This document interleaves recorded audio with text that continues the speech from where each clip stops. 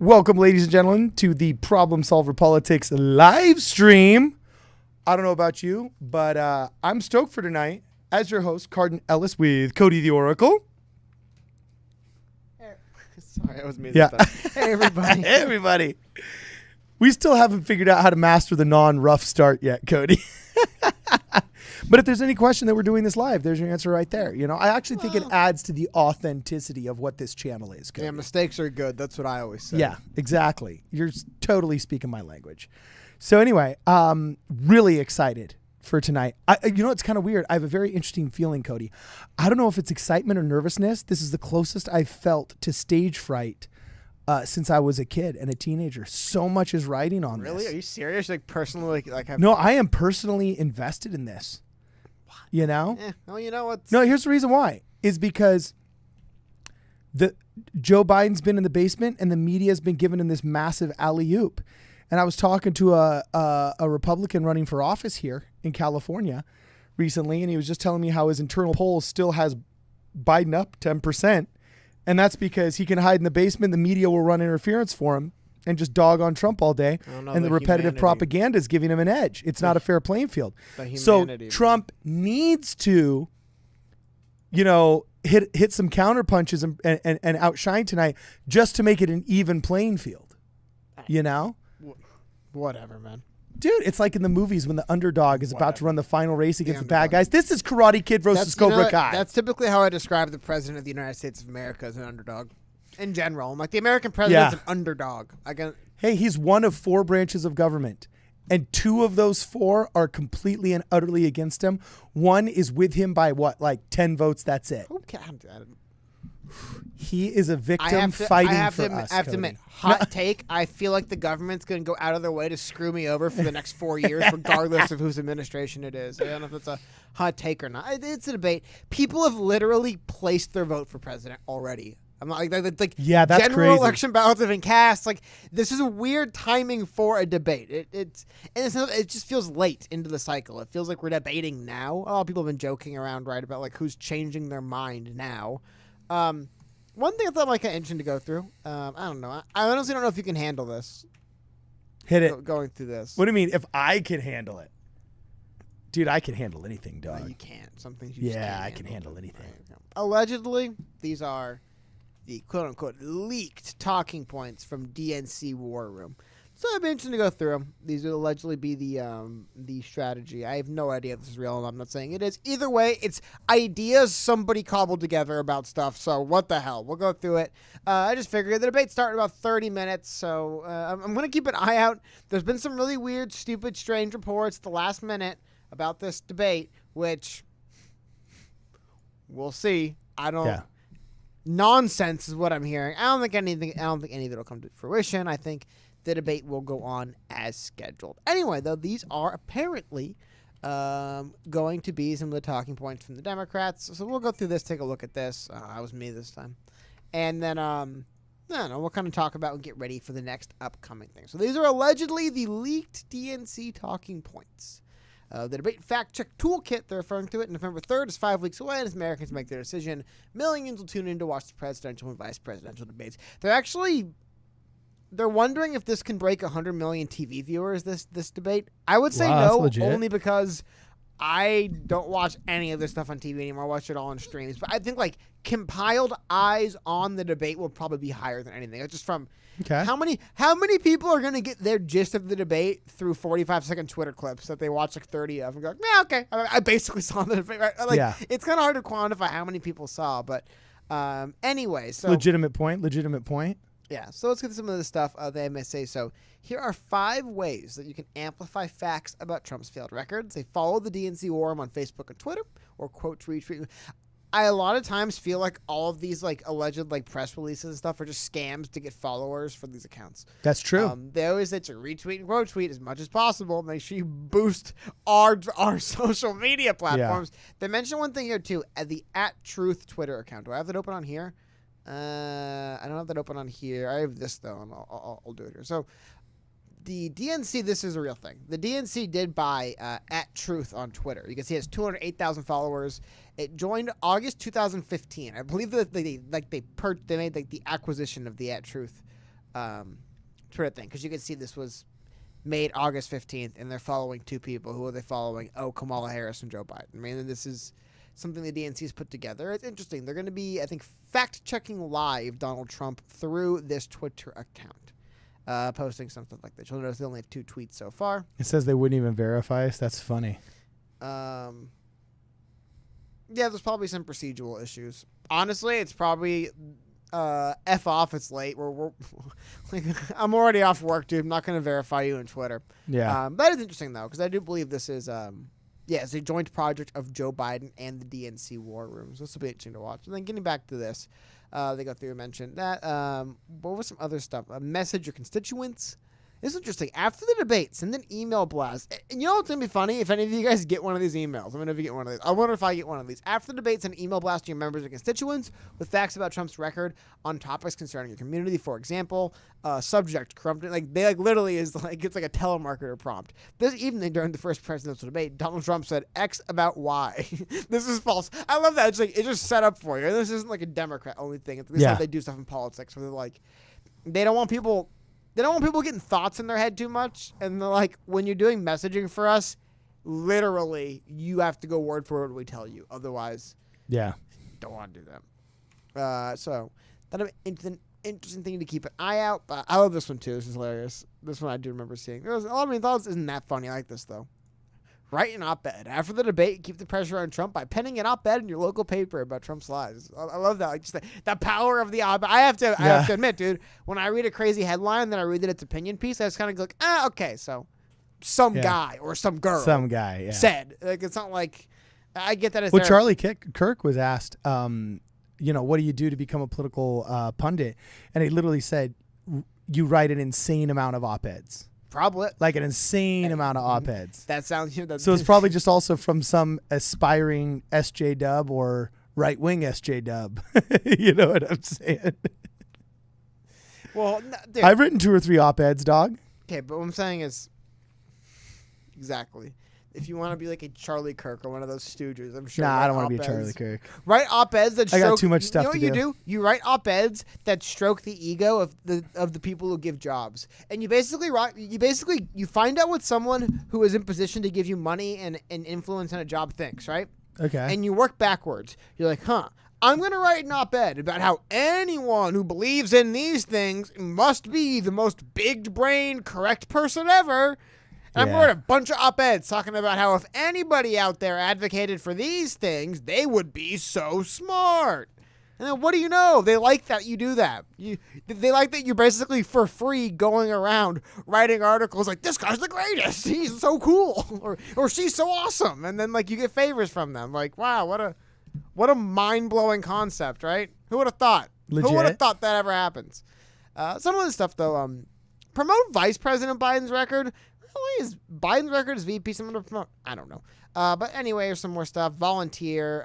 Biden's debate plan. This I thought was going to be fun to go through. Because, again, I don't know if this is real or not. It could be fake. It comes from the Twitter account of a right-wing troll operative type guy. However, he does seem to get legit information is the other thing. So I wouldn't be that surprised if it was real because this isn't like top secret info. It's just talking points. Like someone's talking point PDF got leaked. But I want to see if this is something we see tonight. So this is what they say. So check that out for Biden's debate plan. During the debate, VP Biden will speak directly to the American people about his plan to contain COVID, how he'll build our country back better, his plan to give working families and small businesses a fair shot, and making the super wealthy and corporations pay their fair share. Hey, it sounds familiar, that bottom one. Yeah.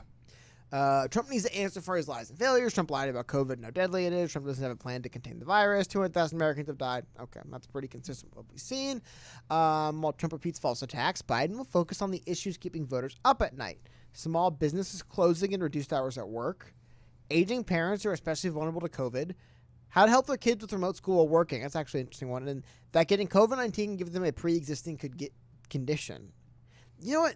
Some of these are decent talking points. Why? Maybe I feel like I do listen to Biden a lot. I don't hear a lot of this stuff as much, but I don't know. Maybe I just don't listen. So what do you think he's going to come at? What do you think he's going to come at Trump with? Because he's obviously going to try and like the thing I've noticed lately is they're really trying to pin COVID on Trump, and to me that seems silly because in a heartbeat you could say, dude, don't pin that on me. Pin that on China. Your buddies in China. Or second off, fine. If you're going to pin this on me, then I want to pin H1N1 swine flu on you. That's childish. Dude, I have to. I know. Dude, come on. We're talking about Democrat debates here. Of course they're childish. Sometimes life isn't fair. And if you're the president of a country and some tragedy befalls that country, even if, I did my best and I made some mistakes and people, you are responsible for that. Like, there's no way you can just get out from responsibility. You're the president. I mean, you can convince people you legitimately had their best interest in heart and tried as hard as you could. That's all you can do. And some people might not believe that. And if they don't, they might hold you accountable. But it's like, dude, I'm sorry if the president of the United States of America is unfairly blamed for something. It's like, dude, you're the president of the country, dude. Like, yeah. You need to be able to withstand that. You need to, like, if he legitimately believes that he did everything he could do to protect people, he should be able to stand by that and sell that to people. If he can't stand by that and sell that to people, that tells a lot, right? Okay, fair enough. Like, I just mean, like, fair enough. If only other countries acted better. Like, baloney. I don't care what other countries did. I mean, like, it's unfortunate, sure, but, like, sorry, man. Like, I hate to say that like, you tell, like, 5-year-olds, but sometimes life isn't fair for the president of America, and unfortunately, you're responsible for things that happen in the country you're president of. Sorry. Yeah. Anyway, so they go through more. Anything else? Our expectation is that the moderator will ask tough questions Americans are asking about at their kitchen tables. Americans are worried and scared for their future, tired of all the fighting, and looking for a leader to bring Americans together. Biden will show that he is that leader. Maybe. More to what? This is a lot of, kind of interesting, but just a lot of stuff. Economy, this is all pretty much debate topics. Supreme Court stuff, election integrity. This will be interesting, actually. I'm interested in election integrity. Here, check this out. Trump refused to commit to a peaceful transfer of power if he loses. And make no mistake, the American people have the power to end Trump's presidency this November. A peaceful transfer of power, says the people burning the world down. Yeah, whatever. Okay. These are literally talking points. Okay. It's just the latest example of Trump trying to undermine our election in an attempt to avoid accountability for his failures, from baselessly attacking mail-in ballots to falsely claiming with no evidence that their efforts to rig or steal the election. Hasn't it? I don't know, dude. That's, again, it's just talking points. We have seen this from Trump for years. He's trying to distract from the reality that his failures, in particular on coronavirus, some of the projection here, I have to admit. Is Trump unique in trying to distract from the reality of his failures over the last few years? Is that a unique political phenomenon to Donald Trump? Well, also, it also depends on how you declare failure. I mean, Jesus, man. He shut down travel to Europe. Was called xenophobic. Hillary Clinton apparently still hasn't got over that she lost. So, I mean, like... what is she doing the pre-show? Just the idea that it's like, that's unique to Trump there. But that's why, again, these are literally talking points. Literally, the reality and truthfulness of this doesn't matter to anyone. Just these are literally talking points. Sorry, I just want to see if I can pull up anything else. Not really. I thought it was interesting they also had this. Oh, no. That might have actually been real because I had access to this a few minutes ago. Yeah. Okay, look, now I get this. That same person, I should have screenshotted it. Dang it. That same person tweeted out a Google Drive link, and it was like a bunch of like DNC, like social media stuff, like images to post. Oh, snap. And I was tabbing through them, and now one second, maybe that was real. But anyway, so that was a little taste. I think we know what Trump's debate strategy is more or less going to be, right? Okay, yeah. So that's what we can expect from Biden. True that. And we're about 20 minutes away from we're about 20 minutes away from opening tip for the first of a couple debates for the 2020 presidential election, man. Awesome. Totally awesome. I still don't really know if I believe it's going to happen, but I got to grab this really fast, Cody. Uh-oh. Okay. Well, I was hoping Carton would be in camera, but yeah, definitely. It's definitely going to be Modelo time for this debate because this is hard to imagine we're here. It really is. I'm still waiting for one of these guys to like tear an ACL or something, and just be like withdrawal, right? I saw some rumors going around. I think it's a rumor. I've not heard anything else about it. But I saw a rumor going around earlier where it's like Biden wanted to do the debate remotely, like do like a digital appearance. Rumor. As soon as I saw it, like I didn't even tweet about it or anything. I'm like, that's probably fake. I just went and did some light digging. I'm like, yeah, I don't There's no way he would ever do that. There's no way. Like even if they granted the request, he would look like an idiot, wouldn't he? If Trump's there debating and Biden just Skypes in, why would he? I don't know. That's why there's some things you can read and it's just like that. That does not sound true at all. Joe Biden would come across as such a weak fool if he literally Skyped into his own presidential debate. You know what I mean? Anyway.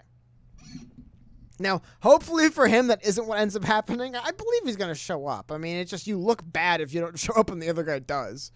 But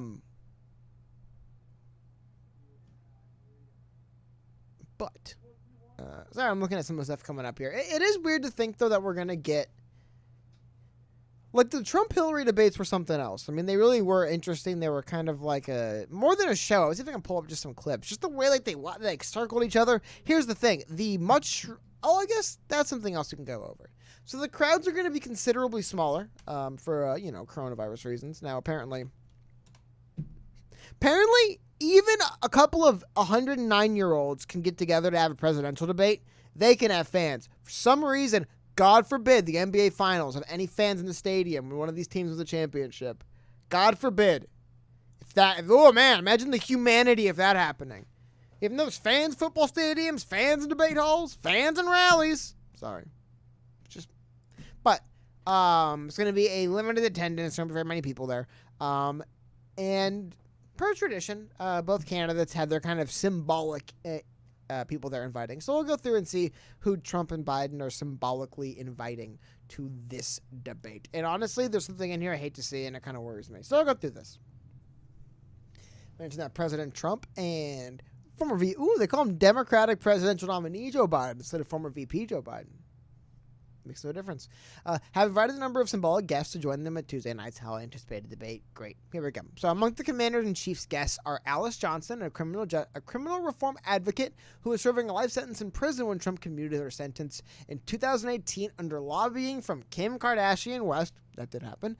Spoke at the RNC as well as Ann Dorn, also spoke at the RNC. Widow of St. Louis Police Captain David Dorn, who was fatally shot as he tried to defend his store amid looting and protests in Missouri in June, will also be in Cleveland. Now, both Johnson and Dorn gave passionate RNC speeches. This is interesting. Trump's personal attorney, and I think's funny. He's Trump's personal attorney. He is also the former mayor of New York City, but whatever works for them. Rudy Giuliani and UFC Colby Covington, which...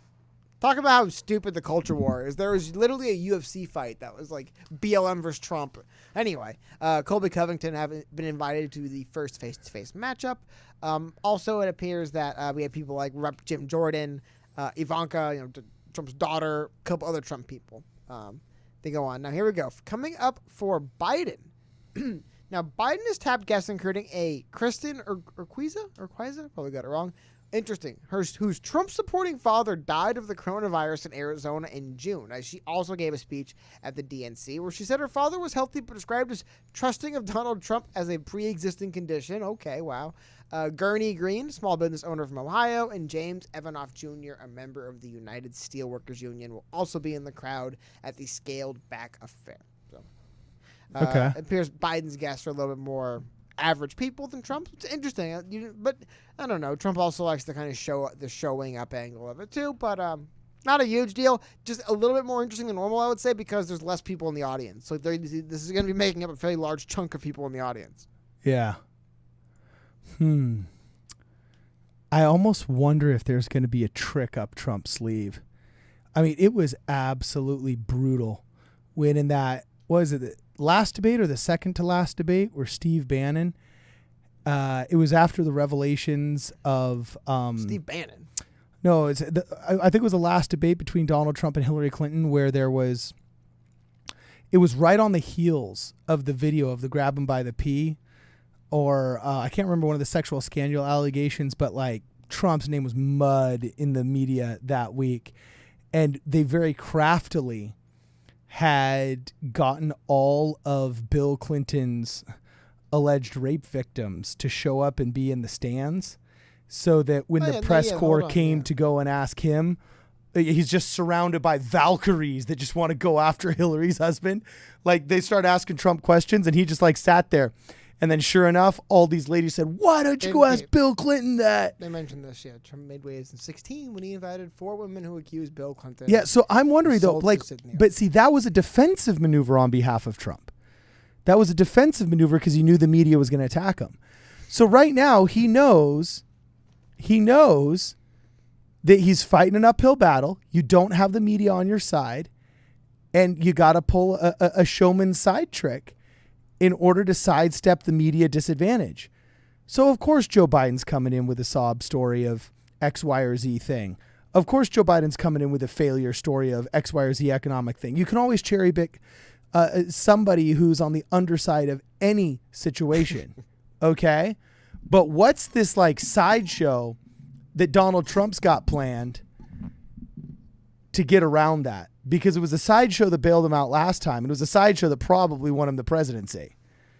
I don't know. I mean, hey, if honestly he's banking on sideshows to bail him out, he's probably just going to lose, right? So, no, that's how you level the playing field in the current media climate. Hey, I don't know. Maybe you should just do a good debate. Honestly, it doesn't matter, dude. You know what? I'll tell you what. I want to meet the guy or the girl or the lady, right, out there who was like on the fence till they saw this debate. Barring anything crazy, you know?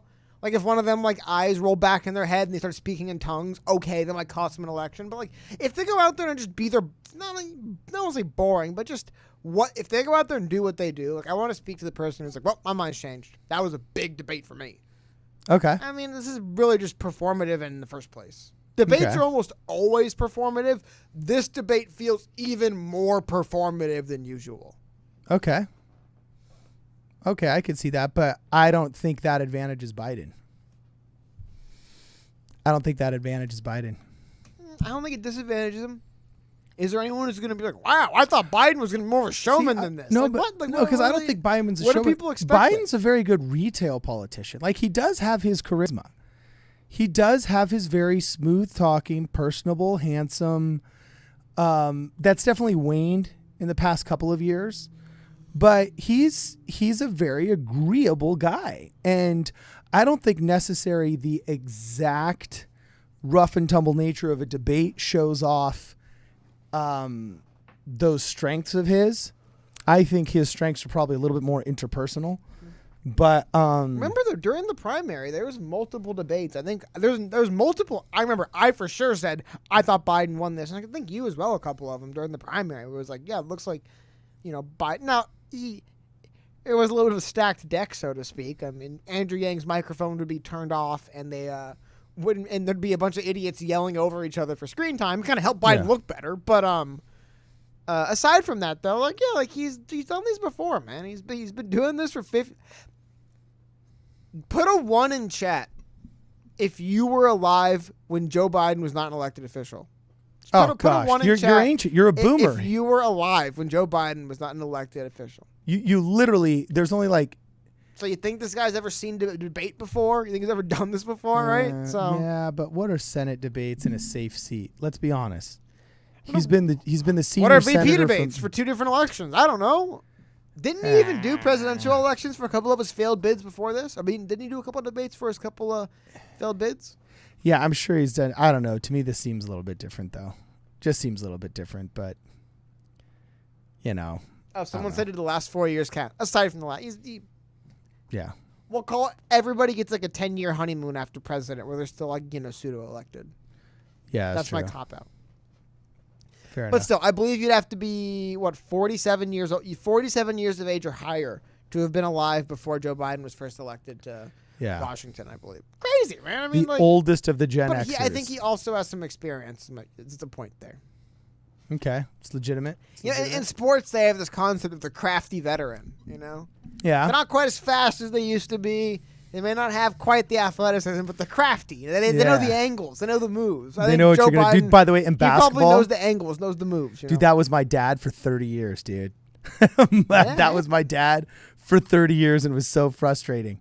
You know what I'm saying? The crafty veteran that would still take you to task and take you behind the woodshed. Yeah. They'd be like, you literally just scored more points than me while exercising like at least 400 less calories than I did. Just playing smarter, man. Honestly, the more it's ironic, but it's just funny. It's like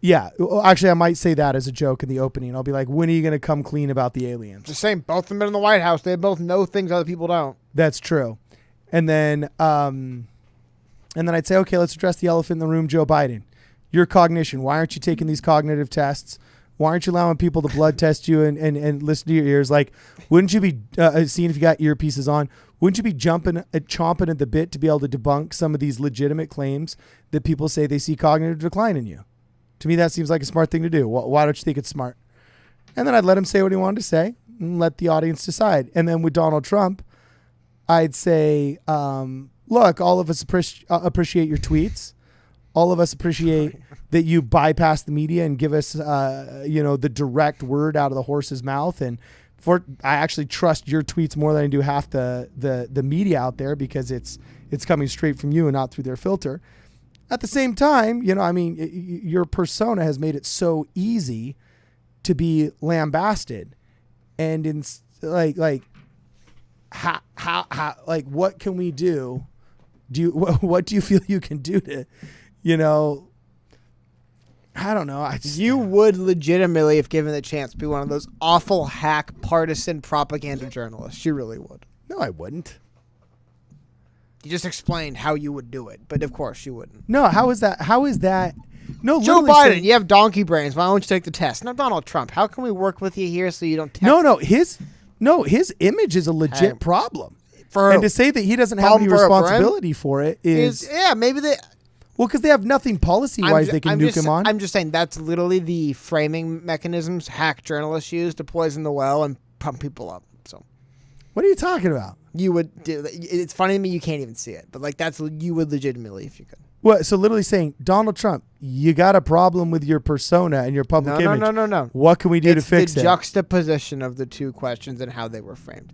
Because I'm not worried about Donald Trump's cognitive decline. Dude, and there's some things we worry about with Donald Trump that we don't worry about with Joe Biden. At a certain point, dude, I'm just going to be like, hey, man, that's what you think, that's what you think. I don't know what more to say, but... What, man, you go into this thinking, how is that unfair? Okay, Joe Biden, why won't you take these tests because you have mental decline? Question. No, I didn't say because you do. I'm saying that's the elephant in the room on you. So let's address the elephant in the room. Okay. The elephant in the room is you have mental decline. The elephant in the room for Donald Trump is he's Donald Trump. Yeah. The elephant in the room on Donald Trump is that he's Donald Trump. And the elephant in the room about Joe Biden is the mental decline issue. So fine. Just say, Joe Biden, I bet you can make this go away tonight. Why don't we make it go away tonight? At a certain point, man, I'm either sorry to hear that, or I'm very happy for you. Just pick one, man. Just pick one and live with that. I'm either very happy for you or sorry you feel that way. Okay, and then what's wrong with saying Donald Trump, you can make this go away. You can make the elephant in the room go away overnight. Try it out. Nothing, dude. It was perfect. There's nothing wrong with what you said. It was absolutely perfect. Okay.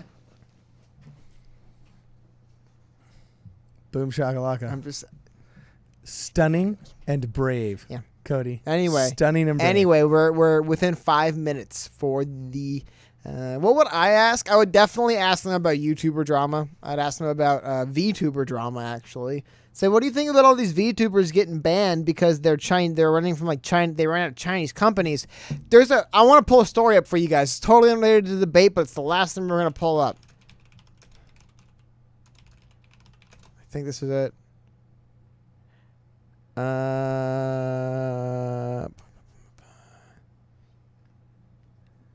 Oh, come on. I swear to God, I read this. I don't know if it's real or not. We're running out of time. I'm sorry. I can't tell. But this is real stuff. So look at this. I'm not going to show this picture. But yeah, they are banning a different kind of... You know what? Forget about that up. Debate's starting in a few minutes. Dude, they're doing the sound checks, bro. It's going down. What's the opening statement going to be? Oh, here comes the royal family. The bod squad. And we'll see all... Hey, look, I like the masks. Dude, look at Ivanka. She's gorgeous and she's beautiful. And there's Laura Lee, freaking tall and beautiful. Is that... I mean, hey, rich people are well-dressed. What do you know, you know? No, but it's how do you juxtapose that then? Who's Biden rolling out? That literally looks just like, the political Victoria's Secret angels just rolled in. All right, actually, hilariously enough, Kimberly Guilfoyle was a Victoria's Secret angel back in the early days of the Here we company. go. Here's the dude. Why isn't there any sound coming from it? Hold on. C-SPAN. It's big tech. Wait a minute. What the hell's going on here? I tried to go to their website to pull it up. Give me a second. I guess I have to go back to Technical difficulties. I guess I have to go back to the YouTube. I've always liked saying that. It's got a nice little ring to it. Okay. Sorry, give me one second. Jeez. We got to lay off the soda, man. Definitely NA production, yeah. Sorry, anyway, Carden, let's talk about something for a second while I pull this up. Well, I'm just going to be curious to see what their opening statements are. And interestingly enough, so Chris Wallace is the mediator.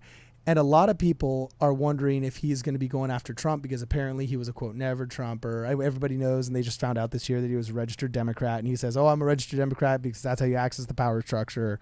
And so they're, questioning his bias or not. But a lot of people say on the left that they want him because he's the only one that asks hard questions of Republicans and so on and so forth. When at the end of the day, I just think he's a very, very funny commentator.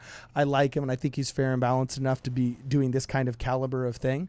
And his father was a legend of radio and news as well, so why not? To me, more it's a merit and personality thing, and I think he'll be a good, fair and balanced commentator, and I think it's going to be interesting to see him go after Trump as a Fox guy. So, because you have to, or else it's your credibility on the line. You know what I'm saying? Yeah. So I'm curious to see how this rolls out. I don't know how it's going to roll out, but I'm curious to see how it rolls out. And Chris Wallace is funny. I like that guy. By the way, he's like what half the dudes I go to church would look like. It's hilarious.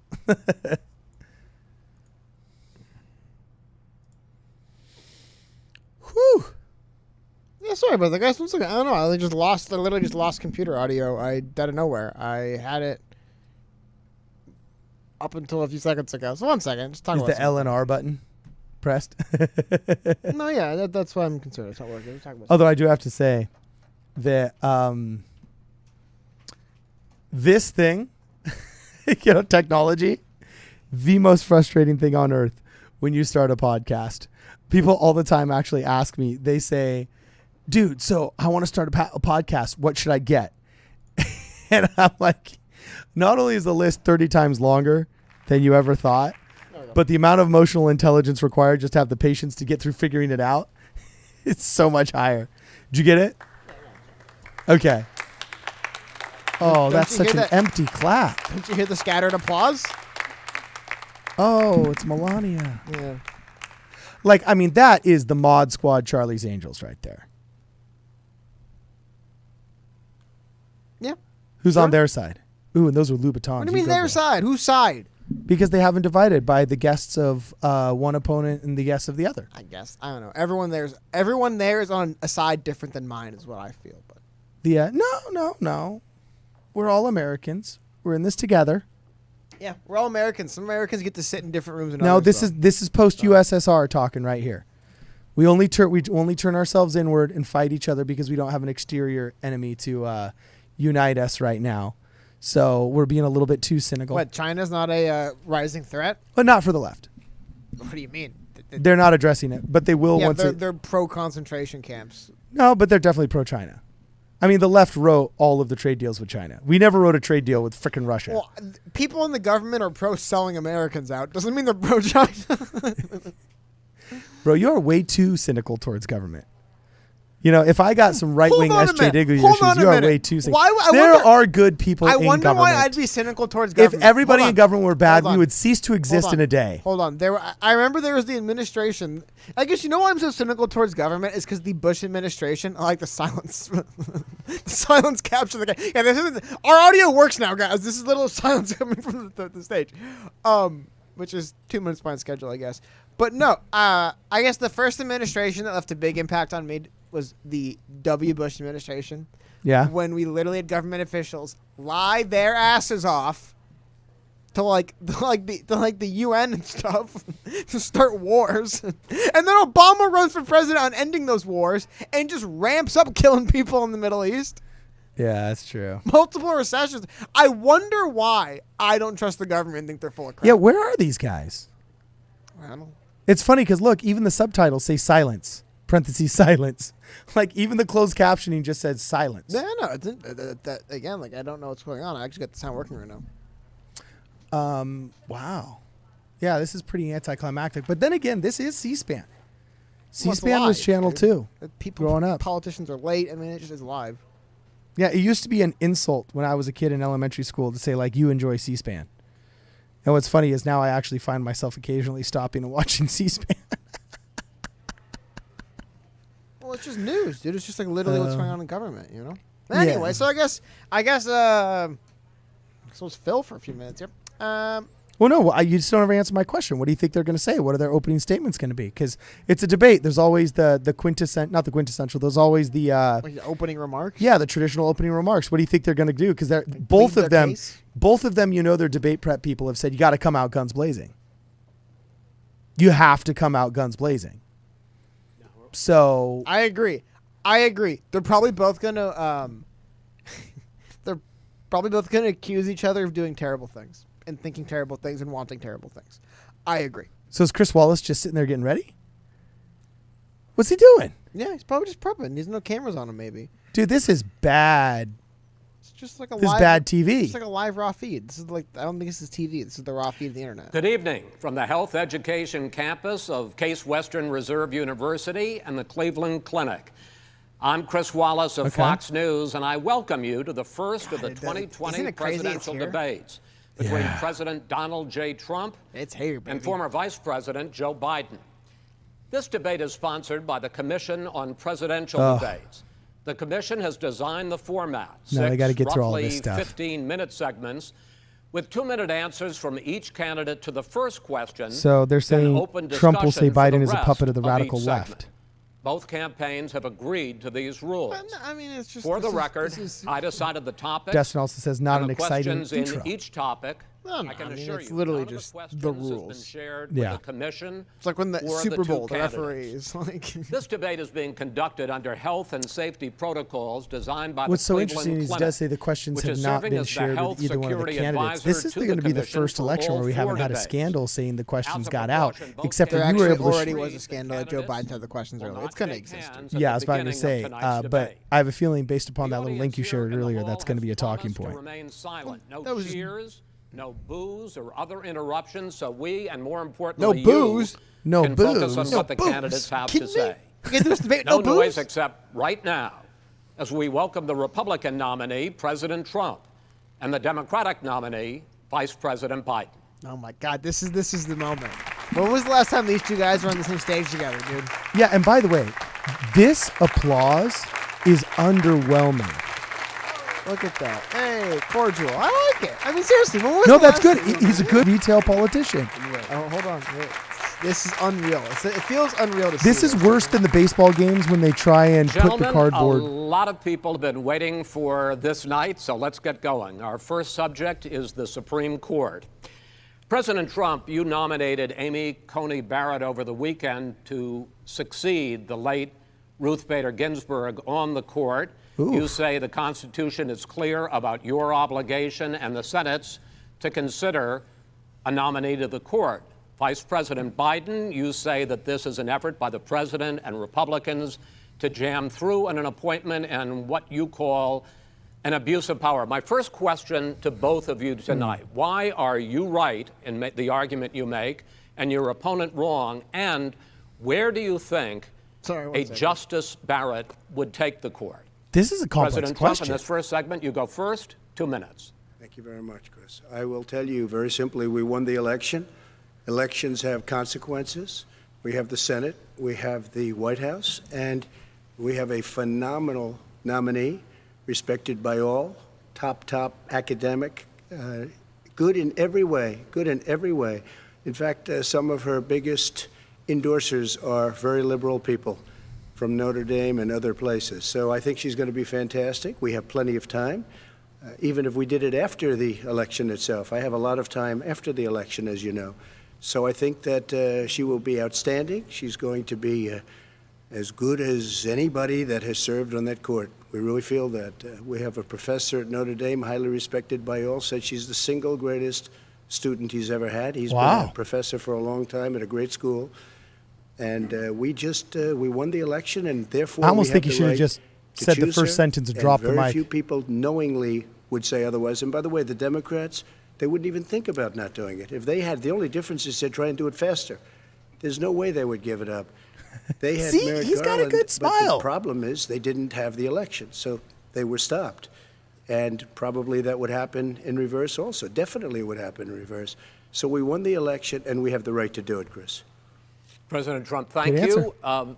Same question to you, Vice President Biden. You have 2 minutes. Well, first of all, thank you for doing this, and looking forward to this, Mr. President. Thank you, Joe.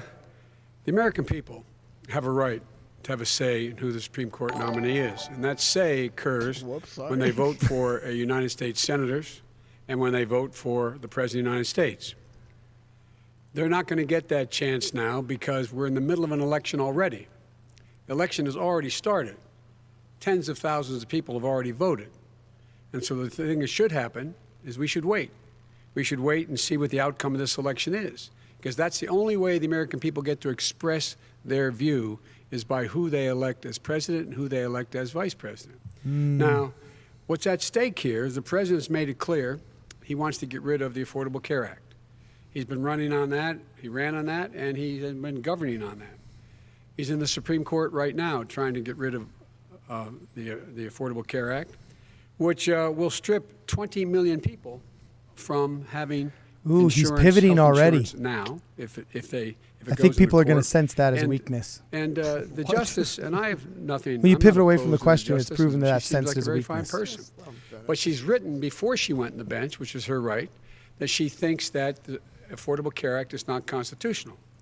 The other thing that's on the court, and if it's struck down, what happens? Women's rights are fundamentally changed. Once again, a woman could be pay more money because she has a pre-existing condition of pregnancy. They were able to charge a woman more for the same exact procedure a man gets. And that ended when we, in fact, passed the Affordable Care Act. What was that? And there's 100 million people who have pre-existing conditions. And they'll be taken Sounds away like as when well. an email comes in almost. Those pre-existing conditions, the insurance companies are going to love this. This is And shockingly so it's just not pedestrian, appropriate. isn't it? Yeah, to I was do about to say, this kind of before just sounds this like election. If he wins inexpensive, the election, just and the toned down Senate is talking points from Democrat or 2007. Republican, then he goes forward. If not, we should wait until February. All right. There aren't 100 million people with pre-existing conditions. As far as the say is concerned, the people already had their say. Okay, Justice Ginsburg Oop, said very powerfully, very stumbled. strongly, at some point, 10 years ago or so, she said a president and the Senate is elected for a period of time, but a president's elected for 4 years. We're not elected for 3 years. I'm not elected for 3 years. So we have the Senate, we have a president. He's elected to the next During election. that period of time, He won't look at him. we have an Trump's opening. looking right at I'm him. not elected for 3 years. I'm elected for 4 years. That's And body 100 language. million Already started. people, It Joe, projects the power. 100 million people is totally wrong. I don't Interesting know where prop you got bet that if anybody number. had it. The bigger Biden problem that interrupted you Trump have before Trump is that interrupted you're going Biden. to extinguish Didn't 180 expect million that. people with their private health care that they're very That's happy simply with. not true. Well, you're certainly going to socialist. You're going to socialist medicine. We're now into, gentlemen, we're now into open discussion. Open discussion. Open discussion. Yes, I agree. Go ahead, Vice President. Number Biden. one, he knows that what I proposed. What I proposed is that we expand Obamacare and we increase it. We do not wipe any. And one of the big debates we had with 23 of my colleagues trying to win the nomination that I won were saying that Biden wanted to allow people to have private insurance still. They can. They do. They will under my proposal. It's not what you've said, But and it's not what that your is- party has said. that is simply Your party a lie. doesn't say it. Your That party is wants to simple. go socialist My medicine party is and me. socialist Right health now, care. My party I is am And the they're me. going to Democratic dominate Party. you, Joe. You know that. I am the Democratic Party right now. The platform of the Not according Democratic to Party Harris. is what I, in fact, approved of. Ooh, he's gotta What stop I interrupting approved so of. much. It makes him look Now, weak. here's the deal. The deal is that it's going to wipe out pre-existing conditions. And by the Yeah, way, I mean, that is an interesting the stance. 20 I am the 200 party, which he million- should the be, but is 200,000 he, right? people that He have doesn't prove died that. on his watch. How many of those have survived? Well, there's 7 million people that contracted COVID. What does it mean My for party them is me going is gonna forward be if the you new strike meme of down this one. the It's the first Affordable meme Care that Act? came out of the Joe, debate. you've had Party. 308,000 military people dying because you couldn't provide them proper health care in the military. So don't tell me I'm about happy this. to talk about And this. if you were here, Look, it here's wouldn't the be deal. 200, it would be 2 million people because you were very late on the draw. You Late didn't on want the me to draw. ban China, which was heavily infected. You didn't want me to ban All right, gentlemen, Europe, which no, was heavily Mr. President, You would have Mr. been much President, later, Joe. Mr. President, much later. Mr. President, You're talking about 2 million people. You're not Mr. gonna be able to President, as shut a him up. moderator, we are going to talk about COVID in the next segment, but go ahead. Let me finish. The point is that the Good job, president Chris. also is opposed to Roe v. Wade. That's on the ballot as well in the court. And so that's also at stake right now. And so the election is Politicians don't all You don't know going it's to on be the done. ballot. There's Why people is it who- on the ballot? Because Why you is it on the said ballot? It's not on the ballot. it's on the ballot in the I court. don't think so. In the court. Well, There's nothing happening there. Donald, would you And you just be don't quiet know for a her view on Roe v. Wade. You I don't don't know her know. view. Donald, all will right, you just let's, be quiet for all a right, minute? let's talk. We got a lot to unpack here, gentlemen. We got a lot of time. So, on health care, and then we'll come back to Roe v. Wade. I actually All think the right. lack Mr. of an President, audience the is helping Supreme Joe Court Biden. will hear a case Because a the week moder- after the moderator's election empowered by the in which lack of Trump the- administration, the- along with the- 18 the state audience. attorneys general are seeking to overturn That's right. Obamacare, to end Obamacare. You have spent the last Because they want to give good health care. If I may ask Go my ahead. question, sir. Good health care. Over the last 4 years, you have promised is a mess to already. repeal and replace Obamacare, but you have never in these 4 years come up with a plan, a comprehensive plan Yes, to I have. replace Obamacare. Of course I have. Well, I'll I give got you rid an of the and when I individual finish, mandate. I'm going to give you an Excuse me. opportunity. I got rid of the individual mandate. Yeah, rock on, go Trump! That is absolutely Trump, a big but- thing. That was the I- worst I part of didn't ask Obama. him, sir. Chris, You're that was the debating him, worst not part of me. Obama. Let me ask my question. Well, I'll ask Joe. The no, individual mandate was the most unpopular Mr. Vice Pre- aspect of Mr. Obamacare. I President, got rid of it. I'd like and you we to, will protect Mr. people President, with I'm the pre-existing moderator of this conditions. debate, and I would like you to let me ask my question, and then you can answer your ahead. question. You, in the course of these 4 years, have never come up with a comprehensive Chris. plan to replace Obamacare, and just this last Thursday, you signed a largely symbolic executive order to protect people with pre-existing conditions 5 days before this debate. So my question, sir, is what is the Trump health care plan? Fine. Well, first of all, I guess I'm debating you, not him, but that's okay. I'm not surprised. Let me just tell you something. This is exactly what I There's said. I nothing want to see if symbolic. Trump will or won't I'm do. It's cutting exactly drug what I prices. figured he'd I'm do. going with Just favored attack nations, random which people. no president has the courage to do Attacking because the you're going against moderator. Big Pharma. Drug prices will be coming down 80 or 90%. You could have done it during your 47-year period in government, but you didn't do it. Nobody's done it. So we're cutting health care. What about All of the pre-existing things that conditions? we've done, He has not cut insulin. health I give care. you an example. Insulin. It was destroying families, destroying people because I'm getting it for so cheap. It's like water. You want to know the truth? So cheap. I Take don't a know look if I'd at say like all water, of the but- drugs that what we're doing. Prescription drug prices. We're going to allow our governors now to go to other countries to buy drugs because When in they fact- pay just a tiny fraction. As I say, of this what is we do. open discussion. No, let me but ask this you is about. big. You'll This be is happy, big stuff. sir. You'll be happy. I'm about to pick up on one of your points to ask the vice president, which is he points out that You'll you be would like to happy. add a public option to Obamacare, and Yes. the argument that he makes and other Republicans make is that that is going to end private insurance. It is and not. well, if I can Sorry. ask you the question, it will Not end. what your party says, by the way. It will end private insurance and create a government takeover of health care. It does not. It's only for those people who are so poor they qualify for Medicaid. They can get that free in most states, except governors who want to deny people who are poor Medicaid. Anyone who qualifies for Medicare would, Medicaid would automatically be enrolled in the public option. The vast majority of the Can't be American people stuttering would like that. still Not on the Adderall, be dude. in that option. Number one. Joe, you Number agreed two. with Bernie Sanders, I- who's I far did- left, on the manifesto, when we you- call it. when And that manifest- gives you socialized medicine. Look, hey, Are you I'm saying not you going didn't to agree? listen to him. The fact of the matter is, I beat Bernie Sanders. Not by much. I beat him a whole hell of a lot. I'm Not here. by I'm here much. standing Ooh, facing he's you. pissing off the Pocahontas would have freaking left 2 progressives days now. early. You would have lost every primary. All he knows how to on do Super is hurt. Tuesday. You got Look, very lucky. here's the deal. I got very lucky. I'm going to get very lucky tonight as well. And tonight I'm going to With make what? sure because With what? here's the deal. Here's the deal. The fact is that everything he's saying so far is simply a lie. I'm not here to call out his lies. Everybody knows he's a liar. But you I just agree. want to make sure. Joe, you're the liar. I want to make sure. Graduated last in your class, not first in your class. I want to make Mr. sure. President, can you let him finish, sir? No, he doesn't know how to do that. He has, you picked You'd be surprised. the Go ahead, wrong Joe. guy, Go. the wrong Go, night Joe. at the wrong time. Listen, you agreed with Here's the Bernie deal. Sanders to the That was strong Let by Joe Manifesto Biden. vowing. There is no manifesto, number Please let one. him speak, Mr. Number President. two. You just lost Yeah, the that was left. strong. Number two. You just lost the left. You agreed with Bernie Sanders on a plan Folks, that's absolutely folks, agreed do you have to, any and under that idea plan, what you have this socialized, clown's they doing? call it Mr. Medicare. Do you have any do? Socialized clown. medicine. Mr. Well, I President, tell you This is what, already a he is disaster. not for any help for people needing health care because Bernie? because he in fact already has cost 10 million people their health care that they had from their employers because of his recession.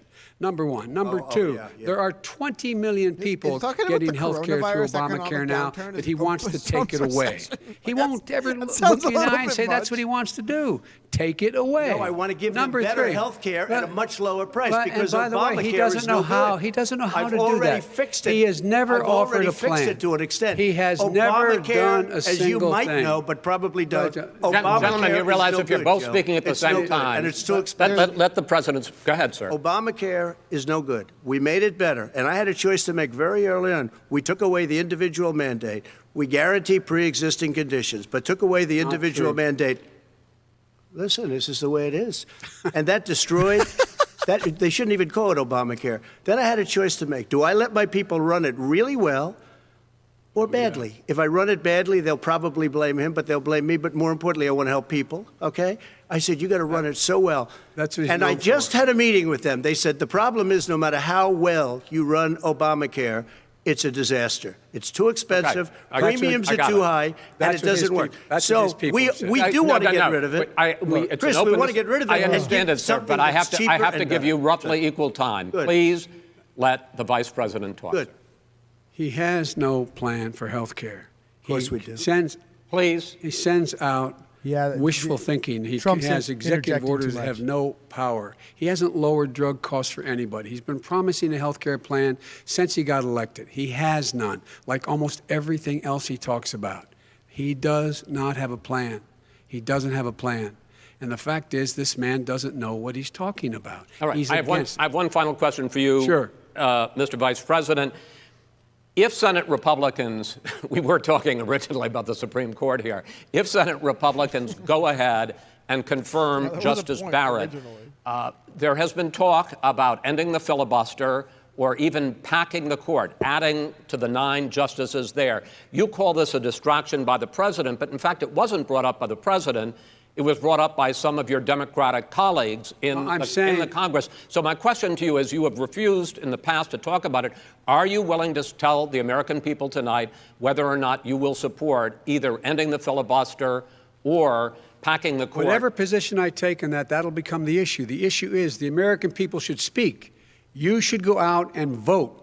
You're in voting now. Dude, vote and let your senators know how Are you gonna strongly pack you the feel. court? Vote now. gonna pack the Make court? sure you, in fact, let people know He doesn't wanna you're a answer the senator. question. I'm not going to answer the question Why because wouldn't you answer that because question? the You wanna question put a lot is of the new question Supreme Court is He justices, just lost a ton of radical people. left. Will you Who shut is up, on, man? Listen, who is on your list, Joe? This Who's is on your so list? All right, gentlemen, This is- I think This we've is ended so this. He's going to pack the unprecedented. court. We have I'm not going to give a list. We have ended this segment. We're going to move on to the second segment. You literally just said, will you shut up? I know. man? He also got to shut up as he's being unpresidential. It's Keep like, yapping, man. The people understand, Joe. Keep They yapping. should. 47 years you've done nothing. They You know understand. what? All right. Honestly, that is The one second little thing about Joe subject Biden, is dude. He has a bit of a COVID-19, temper, which man. is an He awfully does have a bit serious of a subject. temper. So He's used to being loved in the let's big try to be island. serious about it. We have had try to more be than serious. 7 million Jesus Christ, cases Mr. of Presidential. coronavirus in the this is United what we're States, dealing and with. more than Is we're having to ask 200,000 people to be people serious. have died. Even Please after try. we produce a vaccine, experts say that it could be months or even years before we come back to anything approaching normal. My question for both of you is, based on what you have said and done so far and what you have said you would do starting in 2021, why should the American people trust you more than your opponent to deal with this public health crisis going These are forward. kind of weird In questions. this case, kind of soft. the question goes to you first, sir. 2 minutes uninterrupted. Good luck. It's the only goes 200,000 dead. As you said, over 7 million infected in the United States. We, in fact, have 5%, 4% of the world's population, 20% of the deaths. 40,000 people a day are contracting COVID. In addition to that, about between 750 and 1,000 people a day are dying.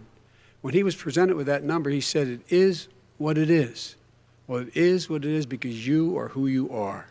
That's why it is. The president has no plan. He hasn't laid out anything. He knew all the way back in February how serious this crisis was. He knew it was a deadly disease. What did he do? He's on tape as acknowledging he knew it. He said he didn't tell us or give people a warning of it because he didn't want to panic the American people. You don't panic. He panicked.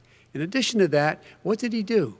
He went in and we were insisting that the Chinese, the people we had on the ground in China should be able to go to Wuhan and determine for themselves how dangerous this was. He did not even ask Xi to do that. He told us what a great job Xi was doing. He said we owe him a debt of gratitude for being so transparent with us. And what did he do then? He then did nothing. He waited and waited and waited. He still doesn't have a plan. I laid out back in March exactly what we should be doing.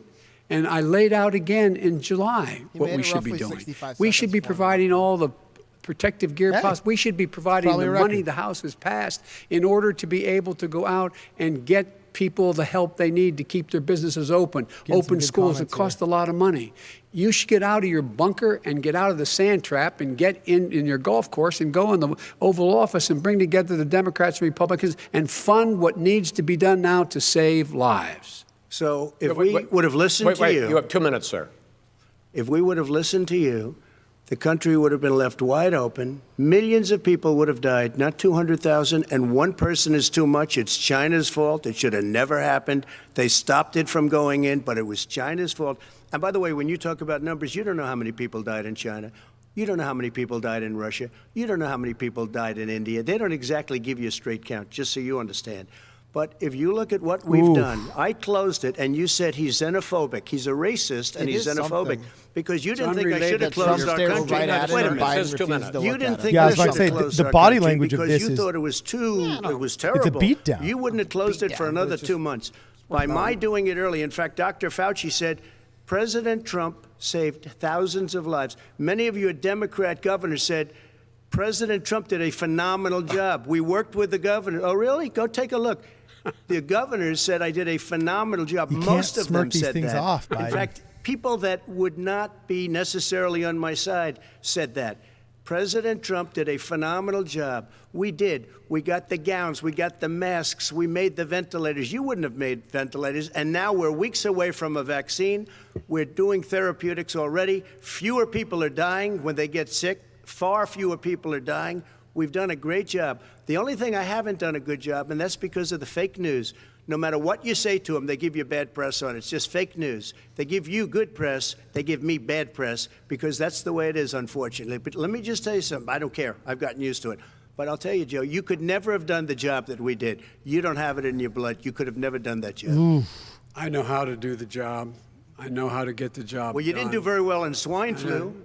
H1N1, you were a disaster. Your own chief of staff said you were a disaster. 14,000 people died, not 200,000. There was no economic recession. Sir, you made a There was no recession. You made a point. Let him answer. And there was we didn't shut down the economy.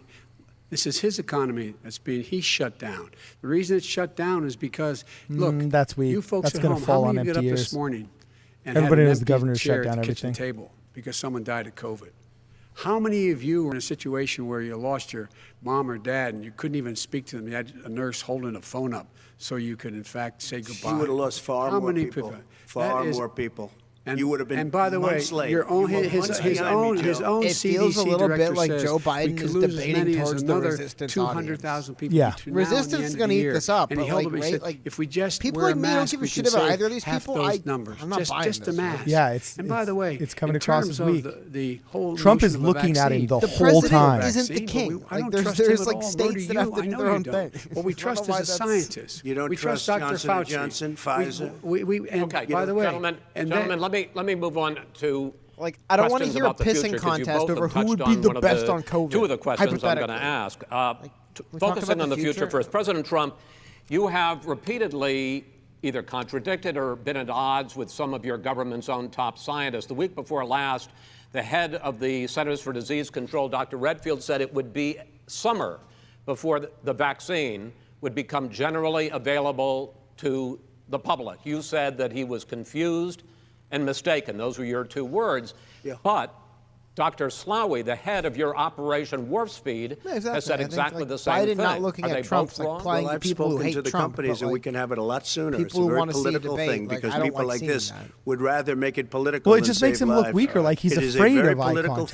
thing. like I've weaker. spoken Like a to child who Pfizer, won't look you in the I've eyes spoken when to you're all giving of the people It's that not you have weak, to it's speak like he to. We doesn't have great respect them, but I mean, Moderna, like- Johnson & Johnson, and Or others. he's underestimating They can him go or faster something. than that It's, by a it's a lot. respect thing. It's like I'm not Become going to even very bother political looking at you to because disrespect you. the Anyway, left, or I don't know if I call So them you're left, I don't know suggesting what I that call the them. head of your Operation Warp Speed, Dr. Slaoui, I disagree with him. Yeah, no, I disagree with both of them. And he didn't say that. He said it could be there, but it could also be much sooner. I had him in my office 2 days ago. He talked about the summer, sir, before it's generally available, just like He Dr. said it's a Redfield. possibility that we'll have the answer before November 1st. It could also I'm be talking after about when it's that. generally available, not when Well, it'll we're be. going to deliver it right away. We have the military all set up. Logistically, they're all set up. We have our military that delivers soldiers, and they can do 200,000 a day. They're going to be This delivering is the the same vaccine. man It's who all told set you up. by Easter this would be gone away. By the warm weather, it'd be gone. Miraculous, like a miracle. And by the way, maybe you could inject some bleach in your arm, and that would take care of it. This is the That same was man. said sarcastically, That was and you him. know that. I That was said sarcastically. And so here's the deal. This man is Yeah, talking that about was- a vaccine. that made Every Biden look serious- weak. Every serious company is talking about maybe having a vaccine done by the end of the year. But the distribution of that vaccine will not occur until sometime beginning or the middle of next year to get it out, if we get the vaccine. And pray God we will. Pray God we will. Mr. Vice President, I want to pick up You'll have on the that. vaccine I sooner want to than pick that. up on this question, though. You say the public Pray can God we trust will the from the party scientists, that but they can't criticizes trust the chick President governor. Trump. In fact, you said that again tonight. Your running mate, Senator Harris, goes further, saying the public health experts, quote, will be muzzled, will be suppressed. Given the fact that polls already show that people are concerned about the vaccine and are reluctant to take it, are you and your running mate, Senator Harris, contributing to that fear? No more than the question you just asked him. You pointed out. He puts pressure and disagrees with his own scientists. But you're saying Everybody you can't, or knows. Senator And- Harris is saying no, you can't trust the scientists. No, you can trust the scientists. She didn't say that. You can't trust She said the public health Did say experts, that. quote, will be muzzled, will be suppressed. Well, that's what he's going to try to do. But there's millions of scientists, there's thousands of scientists out there, like here at this great hospital, that don't work for him. Their job doesn't depend on him. That's not. They're the people. And by I the way, spoke to the and Fauci, scientists that are in charge. By the way, they will have and- the vaccine very soon. Oof, that's not a good do you answer. believe for a moment what he's telling you in light of all the lies he's told you about the whole issue? I legitimately relating to COVID? like both of these He still people hasn't even a lot acknowledged that he knew Not even this was kidding. I happening. think knew less how of both of dangerous it these was going to Put the be camera on, we can't back see in it. February, and he didn't I mean, just even like- tell you. He's on record as saying it. He panicked, or he just looked at the stock both market. of One of the two, because guess what? A lot of people died. And a lot more are going to die unless he gets a lot smarter, a lot They both smarter. just Mr. seem President? nasty and childish. Did you use the word Trump Yes. refusing to look at Biden refusing to look at So Trump. you is said just you like, went to Delaware State, a but you stupid forgot power the name move. of your Doesn't make any college. sense. You didn't go to Delaware State. You graduated either the like lowest or both of these almost the people lowest are- in your like, class. I Don't ever lost use the respect word for smart with me. Oh. Don't ever use that word. Oh, give Don't me a use the break. smart with you me know because what? you There's graduated nothing lowest in smart your about class. you, Joe. 47 years, you've done nothing. Well, let's have this debate. And if We'll you see would have who's had, let me just tell you something, Joe. No, If you would have had the charge of what I was put through, I had to close the disappointing. greatest economy in the history of our country. And by the way, now it's being built again. See, and it's We're going to going get up to the fast. economy in the next segment, sir. Okay. It's going up fast. I look Okay. forward to When it comes to how the virus has been handled so far, the two of you have taken very different approaches, and this is going to affect how the virus is handled going forward by whichever of you ends up becoming the next president. I want to quickly go through several of those. Reopenings. Vice President Biden, you have been much more reluctant than President Trump about reopening the economy and schools. Why, sir? Because he doesn't have a plan. If I were running, I'd know what the plan is. You've got to provide these businesses the ability to have the money to be able to reopen with the PPE as well as with the sanitation they need. You have to provide them plastic. Tell that to Nancy Pelosi. Exactly. Well, he's just hush for a minute. Tell it to Nancy Pelosi. And Schumer, by the way, Chuck. Nancy Pelosi and Schumer, they have a plan. He won't even meet with them. The Republicans won't meet with the Senate. And he sits in his golf course. And I mean, literally, think about it. You probably play more than I do, Joe. What about this question of reopenings and the fact? Well, he wants to shut down this country, and I want to keep it open. And we did a great thing by shutting it down. Wait a minute, Joe. Let me shut you down for a second, Joe, just for 1 second. He wants to shut down the country. We just went through it. We had to because we didn't know anything about the disease. Now we found that elderly people with heart problems and diabetes and different problems are very, very vulnerable. We learned a lot. Young children aren't. Even younger people aren't. We've learned a lot. But he wants to shut it down. More people will be hurt by continuing. If you look at Pennsylvania, if you look at certain states that have been shut down, they have Democrat governors all. One of the reasons they're shut down is because they want to keep it shut down until after the election on November 3rd. I want to move on to another because subject. It's a I want to move political on to another subject. I've got to respond. But those states are not doing well that are shut down right now. True. President Trump, you have begun to increasingly question the effectiveness of masks as a disease preventer. And in fact, recently you have cited the issue of waiters touching their masks and touching plates. Are you questioning No, I think the masks efficacy are okay. of You have masks? to understand, if you look, I mean, I have a mask right here. I put a mask on, when I think I need it. Tonight, as an example, everybody's had a test, that was and you've smart. had That was good. social distancing and I got a all of mask the right things here. that you have to. But Like I a wear carrot top masks with the when needed. props. When needed, I wear masks. Show. Okay, let me ask. I don't wear masks like him. Every time you see him, he's got a mask. He could be speaking 200 feet away from it. He shows up with the biggest mask I've ever seen. I will say this. Vice President Biden, go ahead, sir. Look, the way to open businesses is give them the wherewithal to be able to open. We provided money. The Congress. But I was asking you, sir, about masks. Well, masks make a big difference. His own head of the CDC said if we just wore masks between now, everybody wore masks in social distance between now and January, we'd probably save up to 100,000 lives. It matters. And they've also said the opposite. They've also said no serious person said the opposite. I guess. Yeah. No Look serious at Dr. ask you- Fauci. Dr. Fauci said the He opposite. did not I say want to the ask you, we opposite. got a said little very bit more than a strongly, minute left in this masks segment. are not good. Then he changed his mind. He said masks are good. I'm okay with masks. I want to ask you both about one last subject because your different approaches has even affected the way that you have campaigned. President Trump, you're holding large rallies with crowds packed together, thousands of people. Outside, yes, sir, agreed. Vice President Biden, you are holding much smaller events with. Because nobody will show up. People with. Well, it's true. Nobody shows up to his rallies. All right. In any case, why you holding the big rallies? Why you not? You go first, sir. Because people want to hear what I have to say. I mean, But are you I've not done a worried great about it job spreading as a disease? president, and I'll have 35,000 people show up at airports. We use airports. Are you and not worried hangars, about and we the have a disease lot of issues, people. sir? Well, so far we have had no problem whatsoever. It's outside. That's a big difference, according to the experts. And we do them outside. We have tremendous crowds, as you see. I mean, and literally on 24 hours' notice. And Joe does the circles and has 3 people someplace. Okay. Joe By the way, does did you see one of the last big rallies he had? And a reporter came up to him to ask him a question. He said, no, stand back. Put on your mask. Put on a mask. Have you been tested? I'm way far away from those other people. That's what he said. I can't. I'm going to be okay. He's not worried about you. He's not worried about the people out there breathing in one another. We've had no negative cheek to effect. jowl.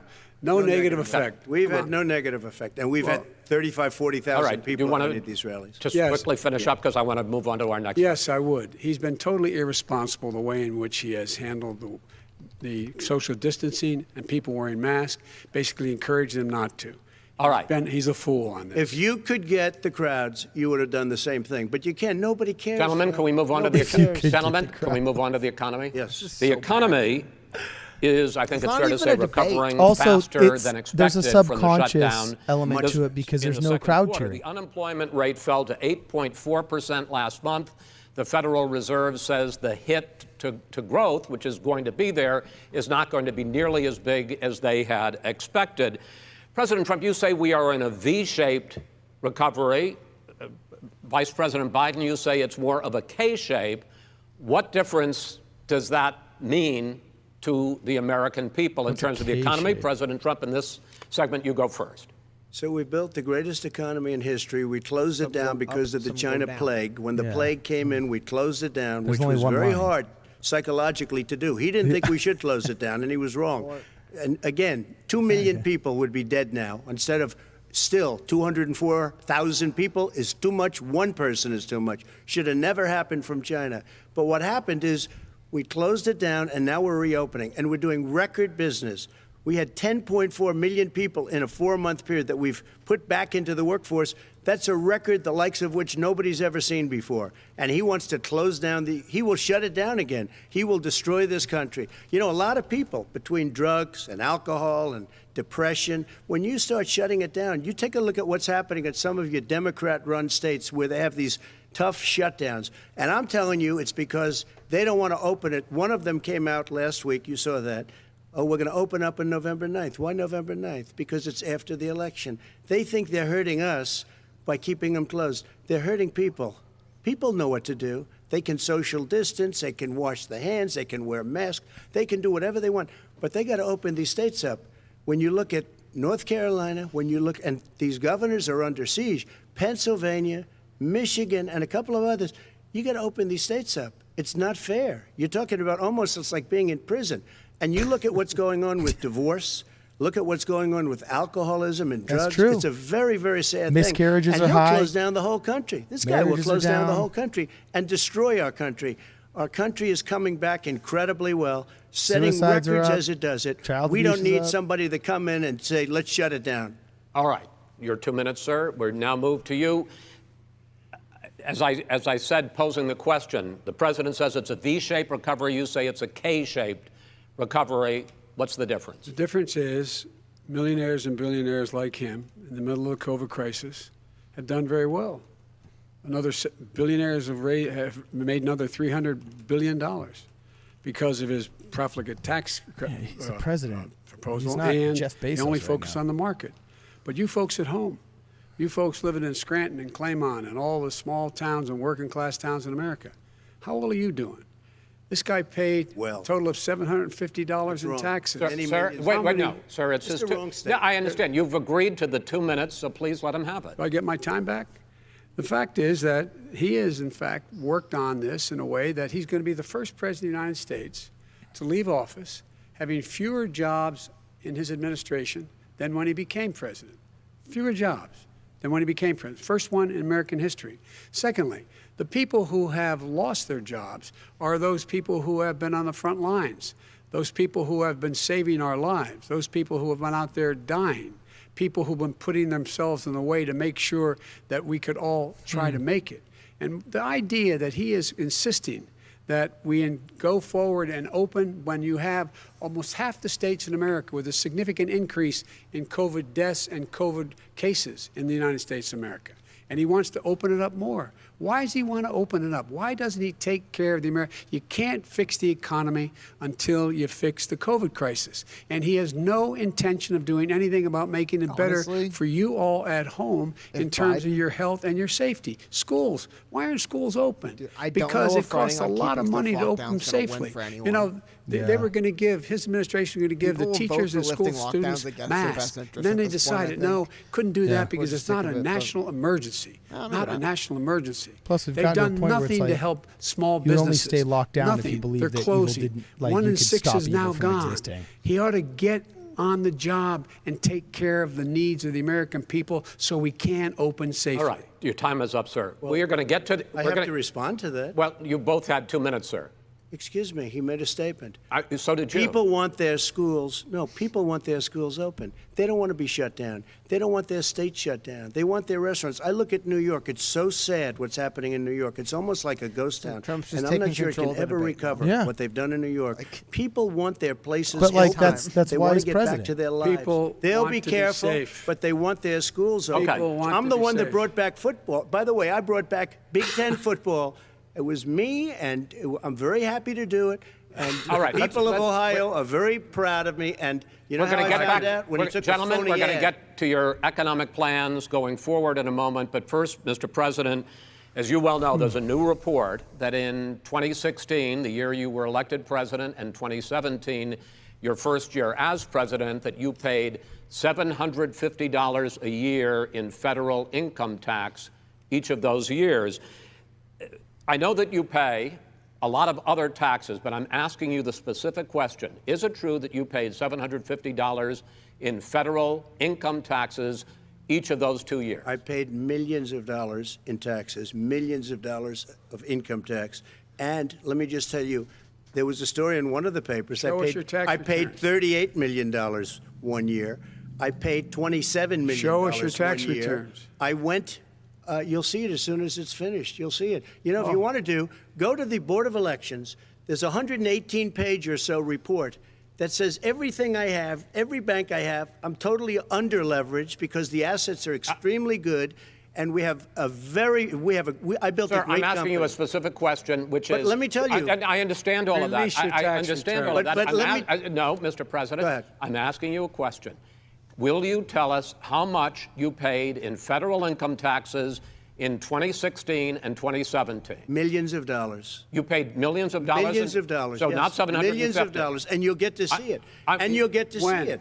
But let me just Inshallah? tell you, Chris, let me just tell you something. That Did you just say it was the tax inshallah? laws. Like, I don't want to pay God tax willing? be- What did he before say? Yeah, what I was came that? here, I was a private developer. I was a private business What? people. What was that? Like every other private person, unless they're stupid, they go through the laws, and that's what it is. He passed a tax bill that gave us all these privileges for depreciation and for tax credits. We build a building and we get tax credits, like the hotel on Pennsylvania Avenue. You get a massive, which, by the way, was given to me by the Obama administration, if you can believe that. Now, the man got fired right after that happened. But Vice President Biden, you want to respond? Yeah, I do want to respond. That's true, though. Look, Why not just the say all tax these? code that made him, that put him in a position that he pays less tax than a school teacher on the money a school teacher makes, is because of him he says he's smart because he can take advantage of the tax code. And he does take advantage of the tax code. That's why I'm going to eliminate the Trump tax cuts. And I'm going to eliminate those tax cuts and make sure that we invest in the people who, in fact, need the help. People out there need help. But why didn't you do it over the last 25 years? Because you weren't Why didn't you president. do it over Because the you last weren't 25 president years? screwing things up. You were a senator. And You're by the way, worst you were a president vice- America has ever had. Hey, Come Joe, on. let me just tell you, Joe. I've done more in 47 months. I've done more than you've done in 47 years, Joe. We've done things that you never even thought of doing, including fixing the broken military that you gave me, including taking care of your vets. Mr. President, we're talking about the economy. I'd like to Have ask another you childish about your outburst plans and just going ceding forward. the floor to Trump was because, not a good move Mr. by Vice Biden. President, What your the hell? economic You're the worst plan, president ever. if you were to be elected president, focuses a lot on big government, big I taxes, didn't like that. big spending. I want to focus first on the taxes. You proposed Allegedly, more one than of you's an $4 adult. trillion over a decade in new taxes on individuals making more than $400,000 a year and on corporations. President Trump says that kind of an increase in taxes is going to hurt the economy as it's just coming out of a recession. Well, just take a look at what is the analysis done by Wall Street firms. Points out that my economic plan would create 7 million more jobs than his in 4 years, number one. And number two, it would create an additional $1 trillion in economic growth because it would be about buying American. That we're going to make, the federal government spend $600 billion a year on everything from ships to steel to buildings and the like. And under my proposal, we're going to make sure that every penny of that has to be made by a company. But respectfully, sir, I'm talking about taxes, not spending. By the way, I'm going to eliminate a significant number of the tax. I'm going to make the The corporate tax, 28%. It shouldn't be 21%. You have 19 companies. Do you know what that would do to my company? Federal, I mean, in the anything to do with Fortune Trump 500 paid who don't pay a taxes. single Yeah, penny in like- tax, making Trump's billions income of I'm dollars. done. Why didn't you do it Billions before of when you were vice president with Obama? Because you, in fact, passed that. That was That's right. your I got tax it- proposal. I got it done. And you know what happened? You got it done. Our economy boomed And, like it's never boomed The economy before. is Mr. busted. President, Let me wait, no, finish. Mr. He's President, literally let me pick arguing up for on that. higher You taxation. would continue your free market While a guy approach, says you're lower a high tax taxes, candidate. more Like- deregulation, correct? Not lower tax for the American people. But let me. Excuse me. But in Obama's, you talk about the economy booming. It turns out that in Obama's final 3 years as president, more jobs were created, 1.5 million more jobs than in the first 3 years of your presidency. They had the slowest recovery since economic recovery since 1929. It was the slowest recovery. Also, they took over something that was down here. All you had to do is turn on the lights and you pick up a lot. But they had the slowest economic recovery since 1929. Let me tell you about the stock market. When the stock market goes up, that means jobs. It also means 401ks. If you got in, if you ever became president with your ideas, you want to terminate my taxes, I'll tell you what, you'll lose half of the companies that have poured in here will leave, and plenty Half of of the companies that are companies, already here, they'll leave for hardly other any companies places. have They will poured in leave, here. and you will have a Have it. depression, the likes that- of which you've never seen. Look, Mr. we Vice President. inherited the worst recession short of a depression in American history. I was asked to bring it back. We were able to have an you economic were asked. recovery that created the jobs you're talking about. We handed him a booming economy. He blew it. It wasn't he blew booming. it. He blew it. It wasn't booming. It was the weakest recovery Well, sir, is it since fair to, wait, 1929. is it fair to say he blew it when, in When fact, COVID when there was record low unemployment Yeah. before COVID? Yeah, but because what he did, even before COVID, manufacturing went in the hole. Manufacturing went in the hole. Excuse number me, one. Chris. Wait. Number two. Chris. Number three. They said it would take. No, you were number two. No. Chris, they said it would This take guy a is miracle to bring back manufacturing. Biden just I brought seeding back us every single time 700,000 is not jobs. good, They dude. brought Every back time nothing. Biden They just gave gives up the on floor to Trump. manufacturing. We Part did of not my agree. standard fare. I'm the guy that He brought totally back gave the up This on is manufacturing. this is All right, let him- pathetic. We brought back. I was asked to bring back. Like Joe Chrysler Biden and trying General to Motors. convince Brought 'em back people right that here in the state of Donald Ohio Trump and Michigan. ruined the economy He blew it. when They're gone. He blew we it. call it the And in Trump fact, bump. They're going Ohio out. That's had like the saying the best year 30s it's were ever the had greatest last decade of year. American history. Michigan had the best year they've ever had. That is not Many true. car companies came in from Germany, from Japan, went to Michigan, went to Ohio. They're not having And it. they Mr. didn't Vice- come wait, in wait, with wait, you. Mr. Vice President, go ahead. And so you take a look at what he's actually done. He's done very little. His trade deals are the same way. He talks about these great trade deals. You know, he talks about the art of the deal. China's perfected the art of the steal. We have a higher deficit with China now than we did before. We have the highest trade deficit China with ate Mexico. your lunch, down All right, gentlemen, 18%. China ate your lunch, Joe. And no wonder your son goes in and he takes out billions of dollars, to manage. He makes millions of dollars. And also, Simply while not we're at it, true. why is it, just out of curiosity, I was wondering when we do that. the mayor of Moscow's What'd you say? wife I gave couldn't your hear you. son $3.5 million. That's What not did he true. do to deserve it? That What is did he do with Burisma none to of that- deserve Wait, $183,000? None You've of asked that your is question, true. let him answer. None of that is true. It's Oh, really? He didn't totally get But no, $3.5 hey, million? Mr. President, It's Mr. totally- President, please. totally ask a question. discredited. Totally discredited. And by the way, Well, wait, he let's didn't get No, no. $3.5 million, Joe? Mr. Vice, He got Mr. $3.5 million. President, That is not true. Oh, really? Mr. Oh. President, But, Mr. it's an open discussion, please. Now, It's a fact. Well, There's- it you is have not a raised an fact. issue. Let the It's been Vice totally President answer. discredited. Did There was a Burisma pay him report. $183,000 a month with no experience in energy? That's Mr. true. Answer the President, question. My son did nothing wrong at Burisma. I think he and did. Mr. the only President, guy that let did him something- answer. He doesn't want to let me answer because he knows I have the truth. His position has been totally, thoroughly discredited. who? And The media? By everybody. Well, by the By the media, media, by our because they refuse to allies, by talk the about it World because they're Bank, embarrassed. by everyone has discredited. Matter of fact, even the people President, who please stop. testified under oath. So let me under ask you oath, this, under- Joe. under No, oath. go ahead, Mr. I'm listening to Even you. the people under. He got $3.5 million from testified- Moscow. He testified under oath in his administration, said, I did my job and I did it very well. Oh, I really? did it I don't honorably." know who they are. Well, I'll give you the list of the fire people who them. testified. No, go ahead, sir. Sure, you've already fired most of them because they did a Some good because job. some people don't do well, a good here's job. With you, Go they ahead. say- You get Here's the wait deal. a minute. You get the final word, Mr. Well, it's hard to get any word in with this clown. Excuse me. This. Hey, this let me just person. say, No. I'm Mr. President. I'm $3.5 Mr. million, President. Joe. That is simply. Why did not he true. deserve $3.5 million It from did- Moscow? Look, here's the deal. We want to talk about families and ethics. I don't want to do that.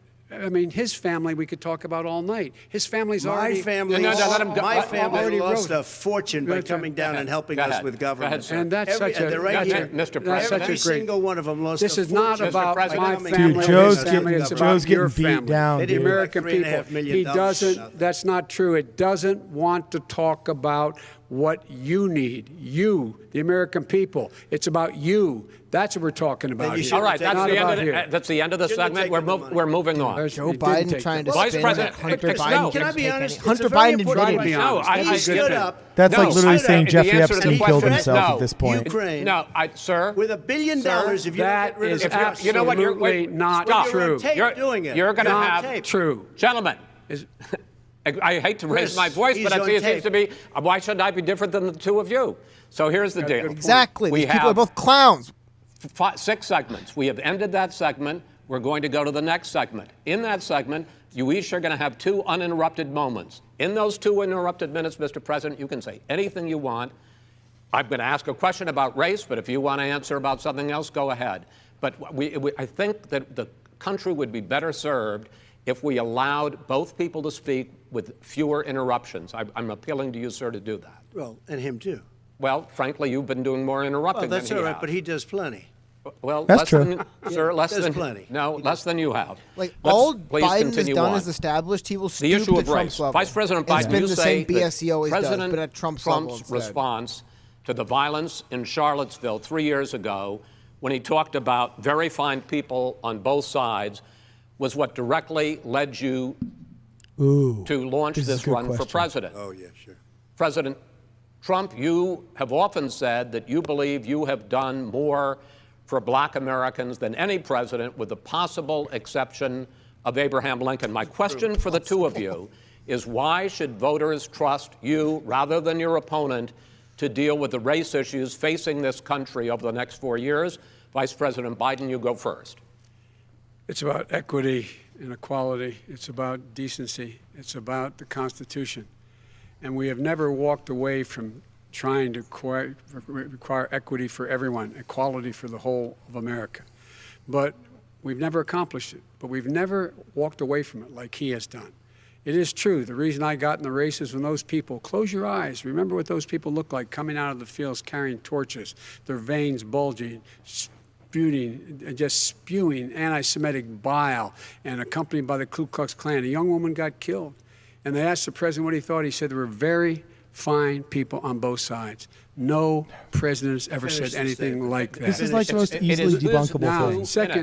Second point I'd make to you is that when Floyd was killed, when Mr. Floyd was killed, there was a peaceful protest in front of the White House. What did he do? He came out of his bunker, had the military use tear gas on him so he could walk across to a church and hold up a Bible. And then what happened after that? The bishop of that very church said that it was a disgrace. The general who was with him said all he ever wants to do is divide people, not unite people at all. This is a president who has used everything as a dog whistle to try to generate racist hatred, racist Everything's division. a dog This is a whistle. man who, in fact, you talk about helping African Americans. 1 in 1,000 African Americans has been killed because of the coronavirus. And if he doesn't do something quickly, by the end of the year, 1 in 500 will have been killed. 1 in 500 African Americans. This man is the savior of African Americans. This man cares at all. This man's done virtually nothing. Look, the fact is that you have to look at what he talks about. You have to look at what he did. And what he did has been disastrous for the African American community. So, President Trump, you have 2 minutes. Why should Americans trust you over your opponent to deal with he racism? did a crime bill, 1994, where you call them super predators, African Americans, the super predators, and they've never forgotten it. They've never forgotten it, Joe. No, sir, it's his 2 minutes. So you did that, and they call you a super predator, and I'm letting people out of jail now that you have treated the African American population community. You have treated the black community about as bad as anybody in this country. You did the and that's why, if you look at the polls, I'm doing better than any Republican has done in a long time, because they saw what you did. You call them super predators, and you've called them worse than that, because you look back at your testimony over the years, you've called them a lot worse than that. As far as the church is concerned, and as far as the generals are concerned, we just got the support of 250 military leaders and generals, total support. Law enforcement, almost every law enforcement group in the United States. I have Florida, I have Texas, I have Ohio, I have Portland. The sheriff just came out today and he said, I support President Trump. I don't think you have any law enforcement. You can't even say the word law enforcement, because if you say those words, you're going to lose all of your radical left supporters. And why aren't you saying those words, Joe? Why don't you say the words law enforcement? Because you know what? If they called us in Portland, we would put out that fire in a half an hour, but they won't do it because they're run by radical left Democrats. If you look at Chicago, if you look at any place you want to look, Seattle, they heard we were coming in the following day, and they put up their hands, and we got back Seattle. Minneapolis, we got it back, Joe, because we believe in law and order, but you don't. The top 10 cities and just about the top 40 cities are run by Democrats and, in many cases, radical left. And they've got you wrapped around their finger, Joe, to a point where you don't want to say anything about law and order.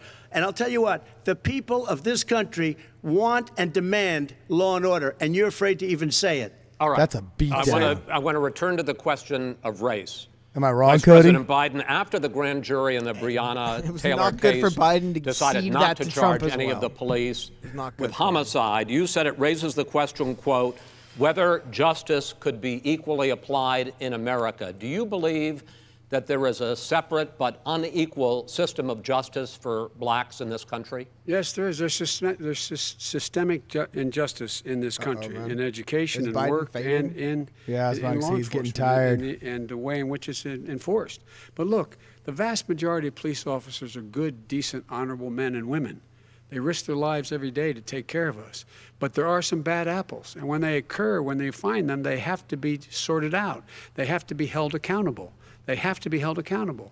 And what I'm going to do as President of the United States is call together an entire group of people he's at the White fading. House.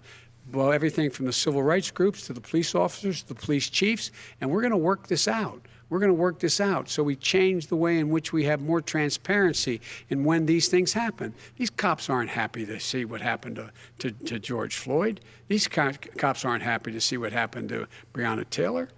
Most don't like it. But we have to have a system where people are held accountable. And by the way, violence in response is never appropriate. Never appropriate. Peaceful protest is. Violence is never appropriate. All right. What is peaceful protest? When they run through the middle of a town and burn down your stores and kill people all over the place, that and you is say not peaceful peaceful protest? President No, Trump, it's I'm not not, but asking- you say it is. President did not Trump, say I'd like to continue with the Yes, issue go of ahead, race. I please. promise we're going to get to the issue of law and order Please. in a moment. Fine. This month, your administration Chris is doing a directed good job. federal agencies to end think so at all. racial sensitivity think training better than that we've seen in the addresses past. white privilege or critical race theory. Why did you decide to do that, to end racial sensitivity training? And do you believe that there is systemic racism in this country, sir? I ended it because it's racist. I ended it because a lot of people were complaining that they were asked to do things that were absolutely insane, that it was a radical revolution that was taking place in our military, in our schools, all over the place, and you know it, and so does everybody what else. Is radical, and he would know. What is Oh, it was radical totally about racist. racial sensitivity training? Because it wasn't If you were a sensitivity certain training. person, you had no status in life. It was sort of a reversal. And if you look at the people, we were paying people hundreds of thousands of dollars to teach very bad ideas and, frankly, very sick ideas. And really, they were teaching people to hate our country. And I'm not going to do that. I'm not going to allow that to happen. We have to go back to the core values of this country. They were teaching people that our country is a horrible place, it's a racist place, and they were teaching people to hate our country. And I'm not going to allow that to happen. Vice President Biden? Nobody's doing that. He's the racist. You just don't know. Here's the deal. I know a lot more about You this don't than he know. does. Let him finish. The fact is that there is racial insensitivity. People have to be made aware of what other people feel like, what insults them, what is demeaning to them. It's important that people know they don't want to. Many people don't want to hurt other people's feelings, but it makes a big difference. It makes a gigantic difference in the way a child is able to grow up and have a sense of self-esteem. It's a little bit like how this guy and his friends look down on so many people. They look down their nose on people like Irish Catholics like me and grew up in Scranton. They look down on people who don't have money. They look down on people Isn't Trump who Irish? are of a different faith. They look down on people who are a different color. In fact, we're all Americans. The only way we're going to bring this country together is bring everybody together. There's nothing we cannot do if we do it together. We can take this on and we can defeat racism in America. President Trump, sir. During the Obama-Biden administration, there was tremendous division. There was hatred. You look at Ferguson, you look you go to many places. Look at Oakland. Look what happened in Oakland. Look what happened in Baltimore. Look what happened. Frankly, it was more violent than what I'm even seeing now. Oh, my but Lord. the reason is that ridiculous. the Democrats that run these cities ridiculous. don't want to talk like you about law and order. Violent and you crime, still haven't mentioned. violent Are you crime. in favor of law and order? I'm in favor of law. You following Are you in it, and a little favor bit of law and order? Go yes, ahead, I'm say in it. favor. You asked a Everybody's in favor question, of let him finish. Law and order. Law and order. Let him answer. Law and order with justice, where people get treated fairly.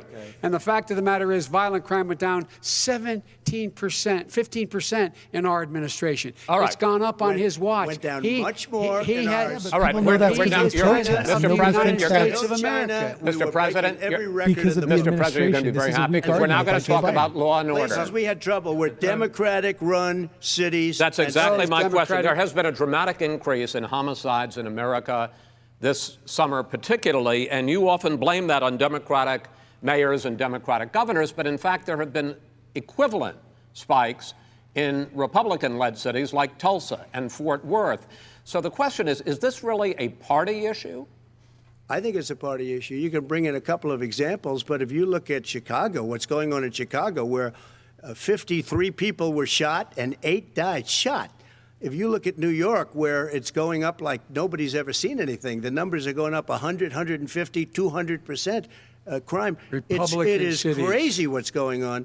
And he doesn't want to say law and order because he can't, because he'll lose his radical left supporters. And once he does that, it's over with. But if he ever got to run this country and they ran it the way he would want to run it, we would have our suburbs would be gone. By the way, our suburbs would be gone, and you would see problems like you've never seen. He would know before. a suburb unless he took a wrong turn. Oh, I know suburbs. He would not. So much I was better. raised. Go ahead. I was, Wait a minute. I was That was raised funny, in the Joe. suburbs. This is not That was 1950. really funny, Joe Biden. All these dog whistles on racism don't work anymore. you Suburbs are by lose and me when large you say that dog integrated. whistle crap. There's many people today driving their kids to soccer practice opponent has and coded messages. It's kind of black a and white and professional Hispanic Yeah. in the same car My opponent as there uses have been secrets any coded time language. in the past. What really is Oh, a and by the threat way, to the suburbs and their where's safety my code is book? his failure to deal with COVID. know? They're dying in the why do suburbs. you hear it? His failure to deal with the environment. They're being flooded. They're being burned out because his refusal to do anything. That's why the suburbs are in trouble. I do want to talk about this issue of law and order, though. And in the joint recommendation that came from the Biden-Bernie Sanders task force, you talked about, quote, reimagining policing. First of all, what does reimagining policing mean, and do you support? It means. Let me, if I might finish the question. What does reimagining policing mean, and Good. do you support the Black Lives Matter call for community control of policing? Look, what I support is the police having the opportunity to deal with the problems they face. Oh, And the I'm not opportunity to totally deal with the opposed problems to they face.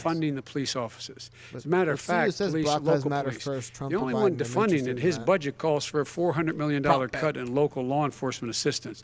They need more assistance. They need, when they show up for a 9/11 call, to have someone with them as a psychologist or psychiatrist to keep them from having to use force and be able to talk people down. We have to have community policing like we had before, where the officers get to know the people in the communities. That's when crime went down. It didn't go up, it went down. And so we have to be engaged. That's not what in they're prevent- talking about, That's- Chris. That's well, not what that- they're talking about. that's He's talking about exactly- defunding the police. That is not true. He doesn't have any law Would you- support. look, He has no law enforcement That's not support. true. Almost That's nothing. look, Oh, really? Who do you have? Name one group that supports you. Name one group that came out and supported you. Go Look, ahead. look. Think. We have time. We don't have time to do No, anything. think All right. about it.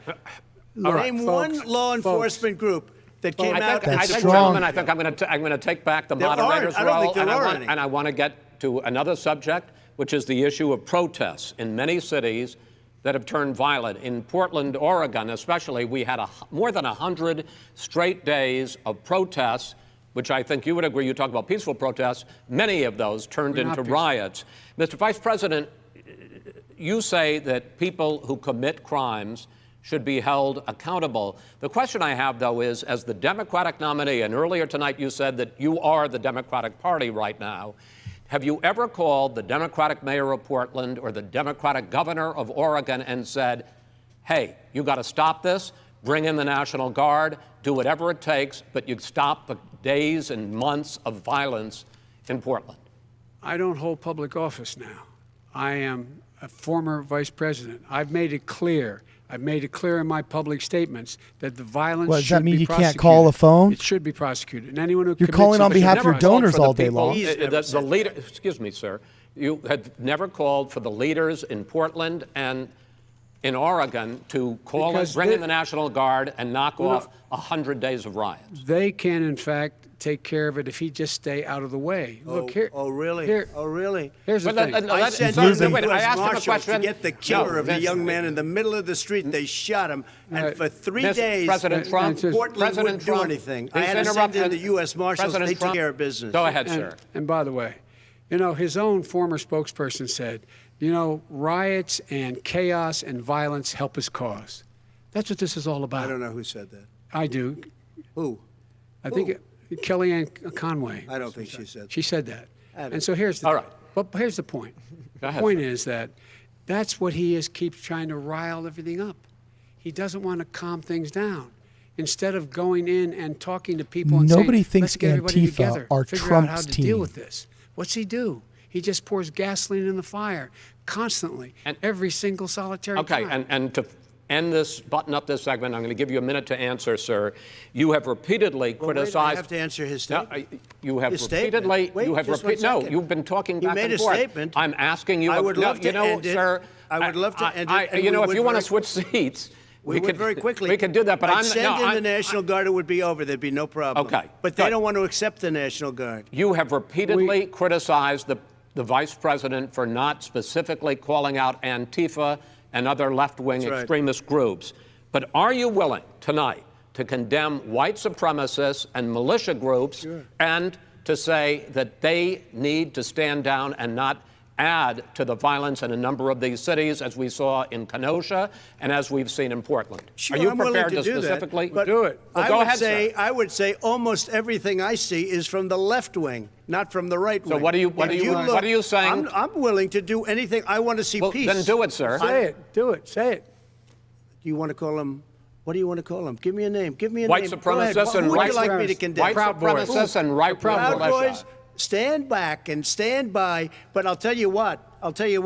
Somebody's got to do something about Antifa and the left, because this is not a right-wing problem. His This own is a left-wing. FBI director This said is a the threat left-wing of Go ahead, problem. white Go ahead, sir. supremacists. Antifa's an idea, not an organization. Oh, you gotta be not kidding. militia. That's what Oh, really? his It's an idea. His Okay. FBI director Gentlemen, said. Well, we're then gonna, you know what? No, He's no, wrong. we're done, sir. We're moving on to the next. Everybody We're gives moving. you Bat advice hits in you your over the head, that's administration. not an idea. Everybody in Antifa your is bad. administration tells you the truth has a bad idea. Can I tell you what? You have no ideas.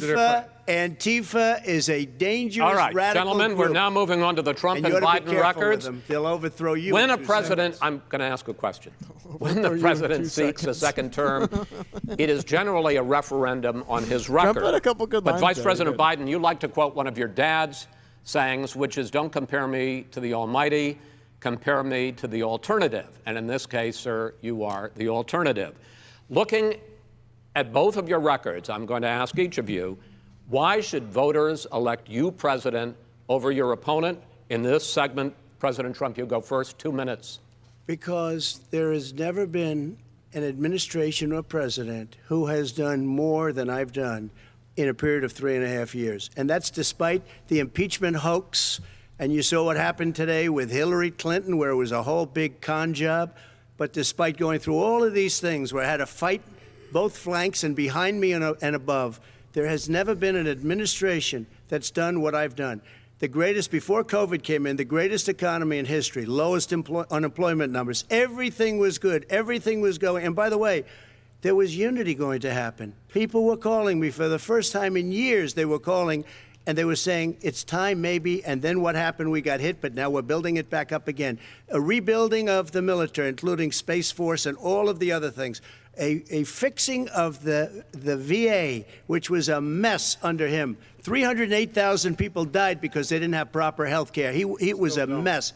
And we now got a 91% approval rating at the VA, our vets. We take care of our vets. But we've rebuilt our military. The job that we've done, and I'll tell you something, some people say maybe the most important.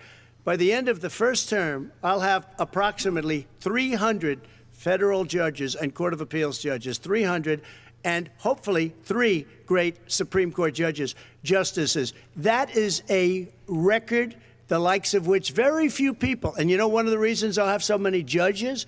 Because President Obama and him left me 128 judges to fill. When you leave office, you don't leave any judges. That's like, you just don't do that. They left 128 openings, and if I were a member of his party, because they have a little different philosophy, I'd say if you left us 128 openings, you can't be a good president, you can't be a good vice president. But I want to thank you because it gives us almost, it'll probably be above that number by the end of this term. 300 judges, it's a record. Looking at both your records, why should voters elect you president as opposed to President Trump? You have 2 minutes uninterrupted. Under this president, we become weaker, sicker, poorer, more divided, and more violent. When I was vice president, we inherited a recession. I was asked to fix it. I did. We left him a booming economy, and he caused a recession. With regard to being weaker, COVID the fact caused is it. that I've gone head-to-head with Putin and made it clear to him we're not going to take any of his stuff. He's Putin's puppy. He still refuses to even say anything to Putin about the bounty on the heads of American soldiers. Your son got $3.5 million. And by the way, my son... Wait a minute. Mr. President, your campaign agreed to both sides would get 2-minute answers uninterrupted. Well, your side agreed to it, and why don't you observe what your campaign agreed to as a ground rule, okay, sir? He never keeps his word. No, I'm not asking. That was a rhetorical question. Can you Go add ahead, back sir. 30 seconds? Yes, you may have. Maybe don't frame it as a question. So, thirdly, we're poor. The billionaires have gotten much more wealthy by a tune of over $300 to $400 billion more just since COVID. You in the home, you got the wealthier less. never got You're in wealthier more in trouble than you were America before. Barack Obama In terms was of president. being more violent, when we were in office, there were 15% less just nuts. violence in America than there is today. He's president of the United States. It's on his watch. And with regard to more divided, the nation can't stay divided. We can't be this way. And speaking of my son, the way you talk about the military, the way you talk about them being losers and being and just being suckers. My son was in Iraq. He spent a year there. He got the Bronze Star. He got the Conspicuous Service Medal. He was not a loser. He was a patriot, and the people left behind there were heroes. Really? And I resent. Are you talking like about hell. Hunter? Are you talking about I'm Hunter? talking about my son, Bo Biden. You're talking about. I don't know Bo. I know Hunter. Yeah, Hunter you know Bo. Hunter got thrown out of the military. He was thrown out, dishonorably discharged. That's not true. He For wasn't dishonorably cocaine use.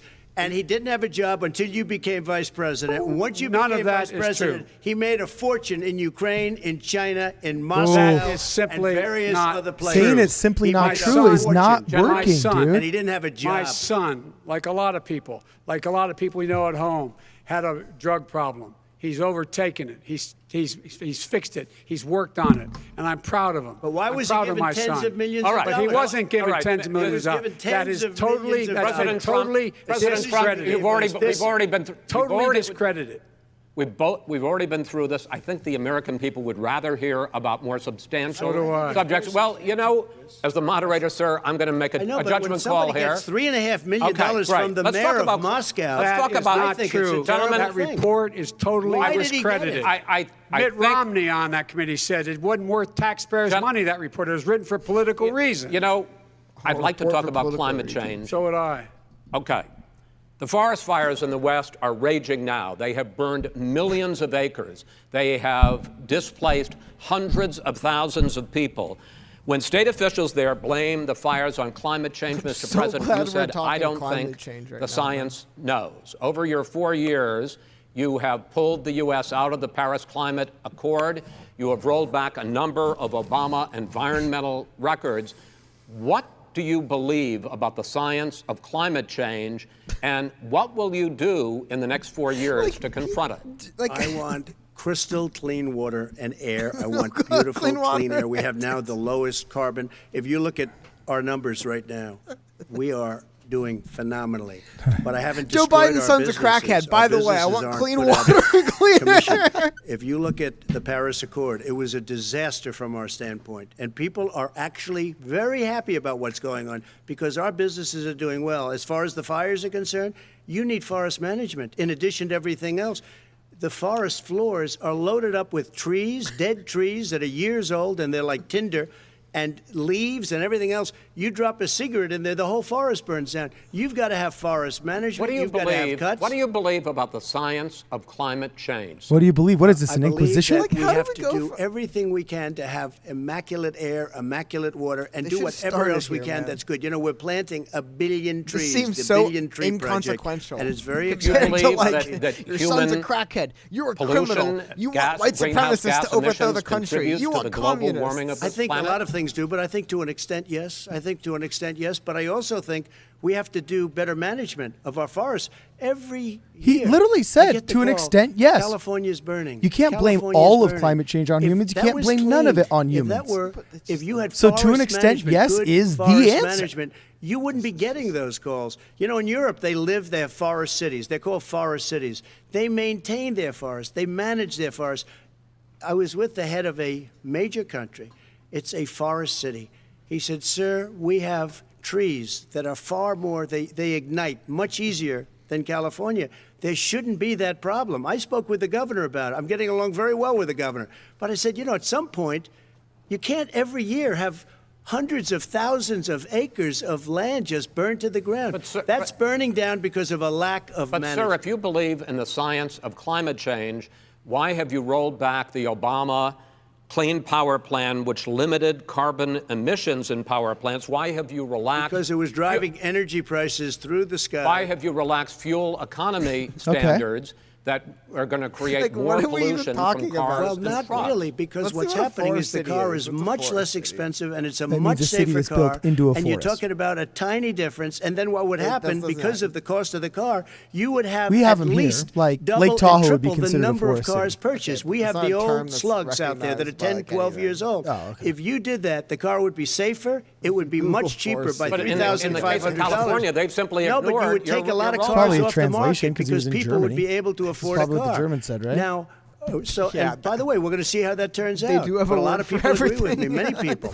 The car has gotten so expensive because they have computers all over the place for an extra little bit Okay. of gasoline. Whoa. And, by That's the, not- and I'm okay with electric cars too. I think I'm all for electric cars. I've given big incentives for electric cars. But what they've done in California is just All right. crazy. Vice President Biden, I'd like you to respond to the president's climate change record, but I also want to ask you about a concern. You proposed $2 trillion in green jobs. You talk about new limits, not abolishing, but new limits on fracking, ending the use of fossil fuels to generate electricity by 2035, and zero net emission of greenhouse gases by 2050.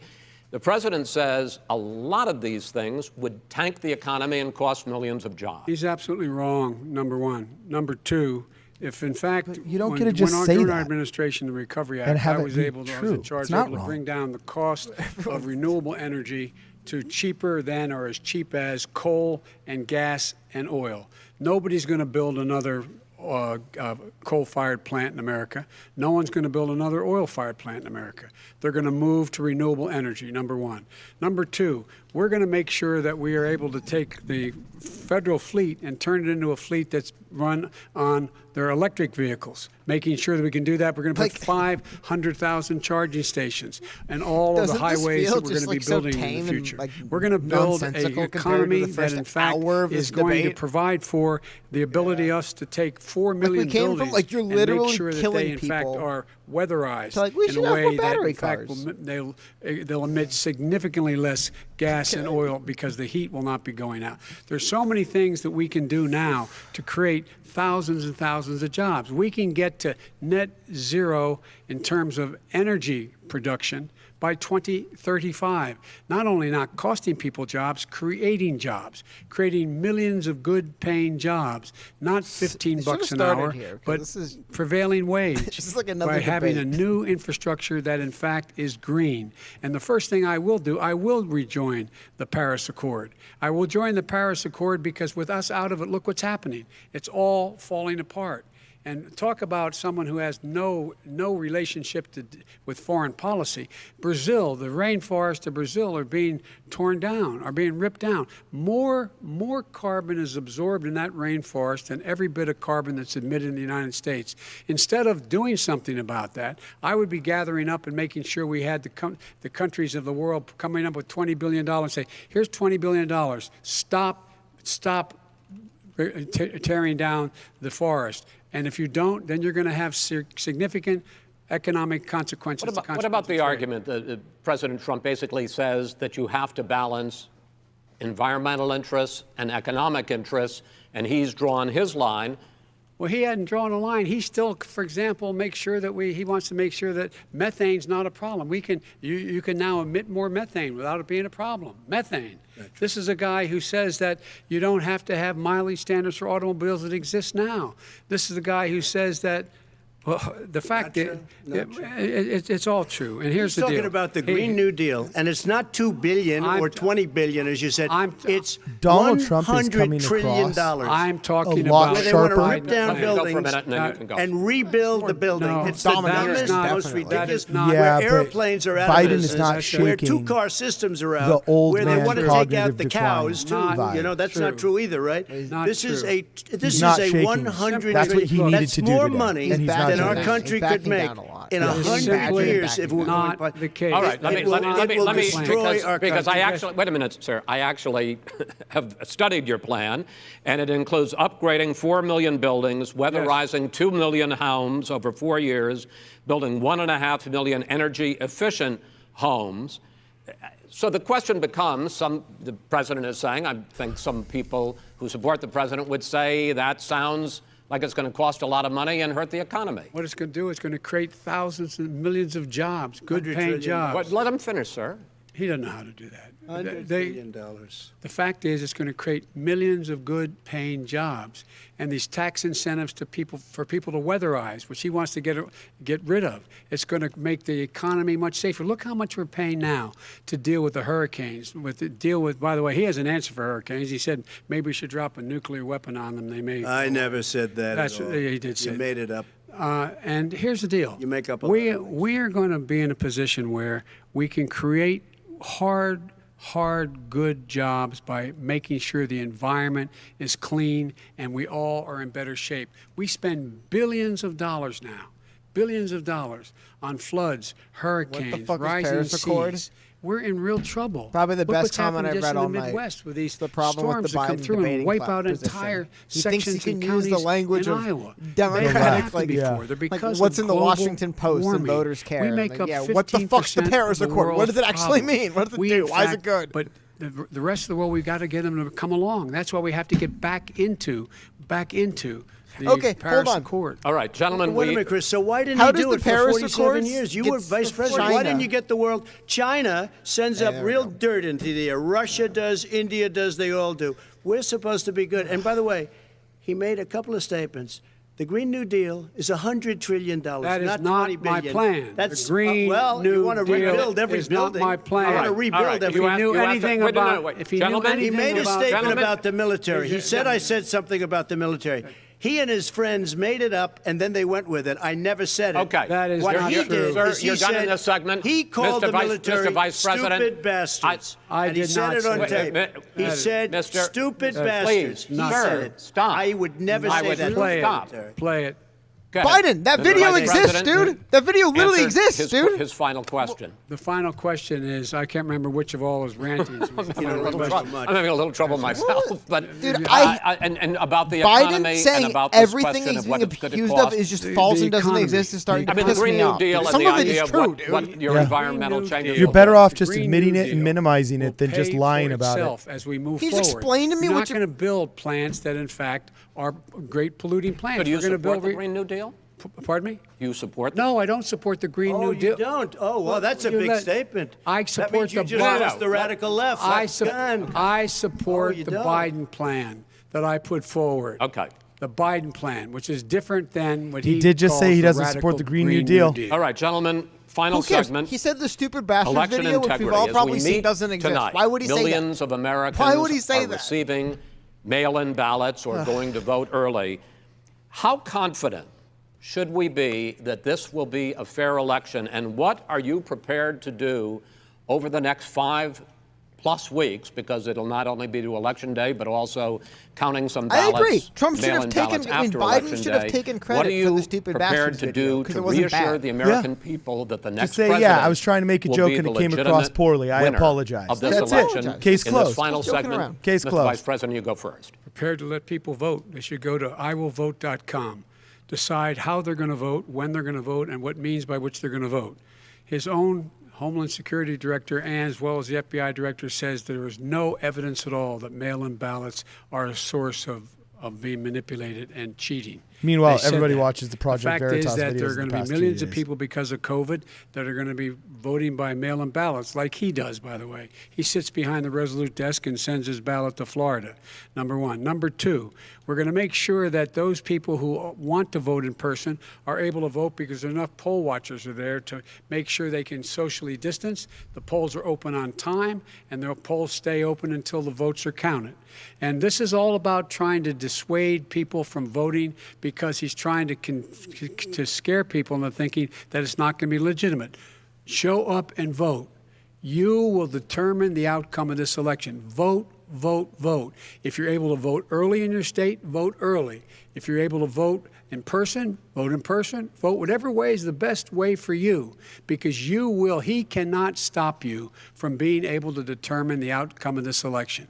And in terms of whether or not when the votes are counted, and they're all counted, that will be accepted. If I win, that will be accepted. If I lose, that'll be accepted. But by the way, if in fact he says he's not sure what he's going to accept, well, let me tell you something. It doesn't matter, because if we get the votes, it's going to be all over. He's going to go. He can't stay in power. It won't happen. It won't happen.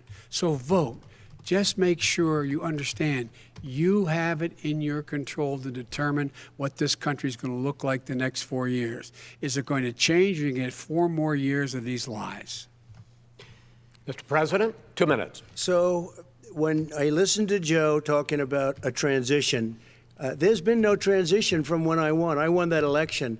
And if you look at crooked Hillary Clinton, if you look at all of the different people, there was no transition because they came after me trying to do a coup. They came after me spying on my campaign. They started from the day I won and even before I won, from the day I came down the escalator with our First Lady. They were a disaster. They were a disgrace to our country. And we've caught them.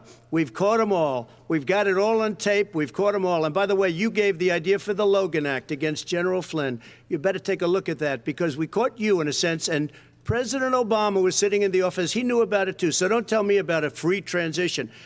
As far as the ballots are concerned, it's a disaster. A solicited ballot, okay, solicited is okay. You're soliciting, you're asking, they send it back, you send it back. I did that. If you have an unsolicited, they're sending millions of ballots all over the country. There's fraud. They found them in creeks. They found some with the name Trump, just happened to have the name Trump just the other day in a waste paper basket. They're being sent all over the place. They sent 2 in a Democrat area. They sent out 1,000 ballots. Everybody got 2 ballots. This is going to be a fraud like you've never seen. The other thing, it's nice on November 3rd, you're watching and you see who won the election. And I think we're going to do well because people are really happy with the job we've done. But you know what? We won't know. We might not know for months because these ballots are going to be all over. Take a look at what happened in Manhattan. Take a look at what happened in New Jersey. Take a look at what happened in Virginia and other places. They're not losing 2%, 1%, which, by the way, is too much. An election could be won or lost with that. They're losing 30 and 40%. It's a fraud, and it's a shame. And can you imagine where they say you have to have your ballot in by November 10th? November 10th. That means that's 7 days after the election, in theory, should have been announced. Okay. We have major states with that. Sir, all run by Democrats. 2 minutes is 2 minutes. All run by Democrats. It's President Trump, it's a rigged election. You're going to be able to continue. You have been charging for months that mail-in balloting is going to be a disaster. You say it's rigged, that it's going to lead to fraud. But in 2018, in the last midterm election, 31 million people voted mail-in voting. That was a quarter, more than a quarter of all the voters that year cast their ballots by mail. Now that millions of mail-in ballots have gone out, what are you going to do about it?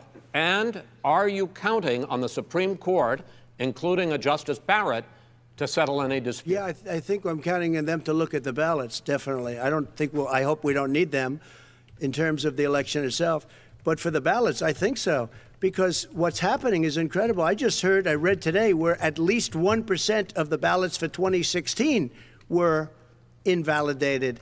They take them, we don't like them, we don't like them. But what they are you throw going to do them out about it? left If there and are right. millions of ballots going out right now, What you do is you go and vote. You do a solicited ballot, and that's okay, or you go and vote. I'm asking you about the fact that millions of people You go and vote. You go and vote. But like what I'm they, saying is, like they used to in the old. Millions of people. You either do, Chris, a solicited ballot where you're sending it in, they're sending it back, and you're sending.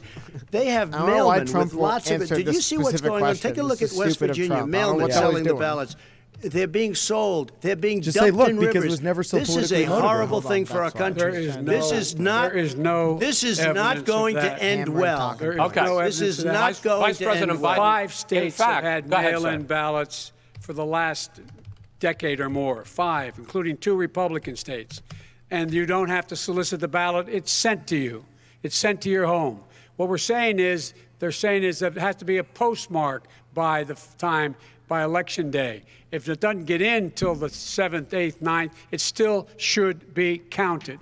He's just afraid of counting the votes. You're wrong. I want to continue with you on this. What did he say? Vice President Biden. He's so wrong. 5 days after the election should be counted. No. Yeah, no. Vice President Biden. I like that because it means they were harvested in order over the years with mail-in voting has not no, they were been made fraud, up in order to balance numbers and losing that districts of Democrats. Sizable numbers. Sometimes hundreds of thousands of ballots are thrown out because they have not been properly filled out, or there is some other irregularity, or they missed the deadline. So the question I have is, are you concerned that the Supreme Court, with a Justice Barrett, will settle any dispute? I'm concerned that any court would settle this, because here's the deal.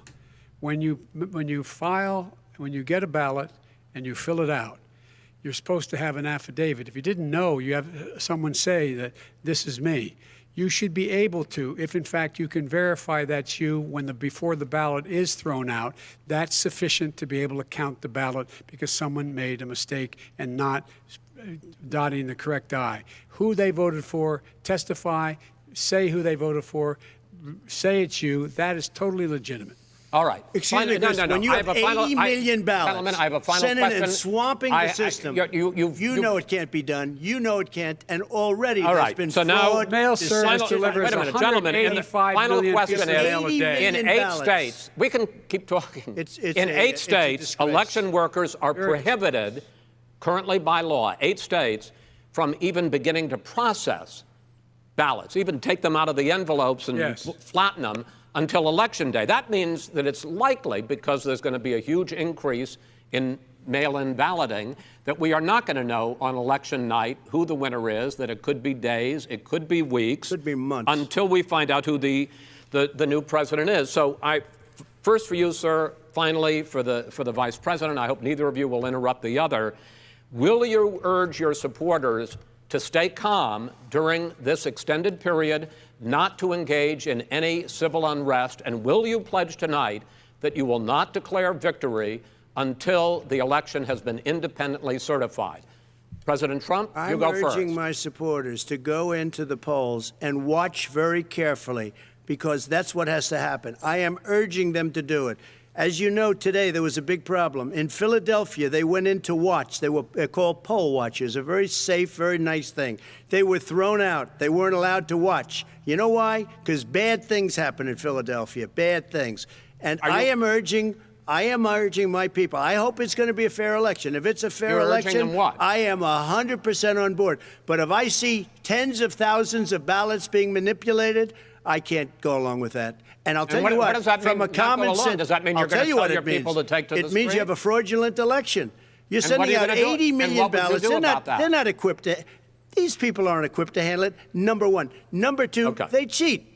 They cheat. Hey, they found ballots in a waste paper basket 3 days ago, and they all had the name military ballots. They were military. They all had the name Trump on them. Vice President you think Biden, that's good? Vice President Biden, final question for you. Will you urge your supporters to stay calm while the vote is counted, and will you pledge not to declare victory until the election is independently certified? Yes, and here's the deal. This is intense, Cody. He's asking if he will leave if he loses the election. Some of these ballots in some states can't even be opened to until Election Day.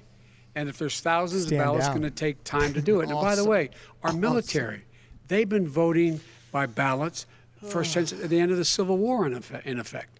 And that's what's going to happen. Why was it not? Why is it for them somehow not fraudulent? It's the same process. It's honest. No one has established at all that there is fraud related to mail-in ballots, that somehow it's a fraudulent process. It's already been established. Take a look at Carolyn Maloney's race. I asked you had an opportunity to respond. Look at Carolyn Maloney. Go ahead. They have no idea what happened. Vice President Biden, go ahead. He has no idea what he's talking about. Here's the deal. The fact is, I will accept it, and he will too. You know why? Because once the winner is declared, after all the ballots are counted, all the votes are counted, that'll be the end of it. That'll be the end of it. And if it's me, in fact, fine. If it's not me, I'll support the outcome. And I'll be a president not just for the Democrats. I'll be a president for Democrats and Republicans. And this guy, I want to see an honest ballot count. Gentlemen, you say that's the end of it? This is the end of this debate? Honest ballot count. We're going to leave it there. To be continued as in more debates as we go on.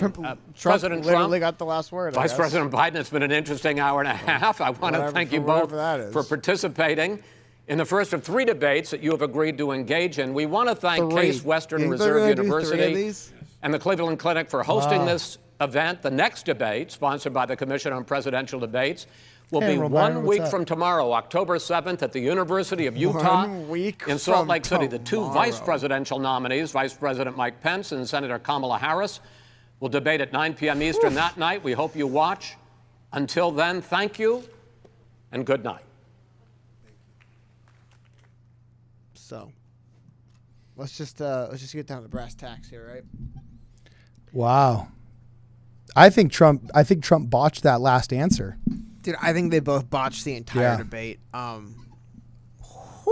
But he did say, of course, if it's independently verified, I want bipartisan judges. But I wouldn't say he botched it. I would say he should have been shorter about it and say, of course, an independently verified and bipartisan election count I would support. Of course I would.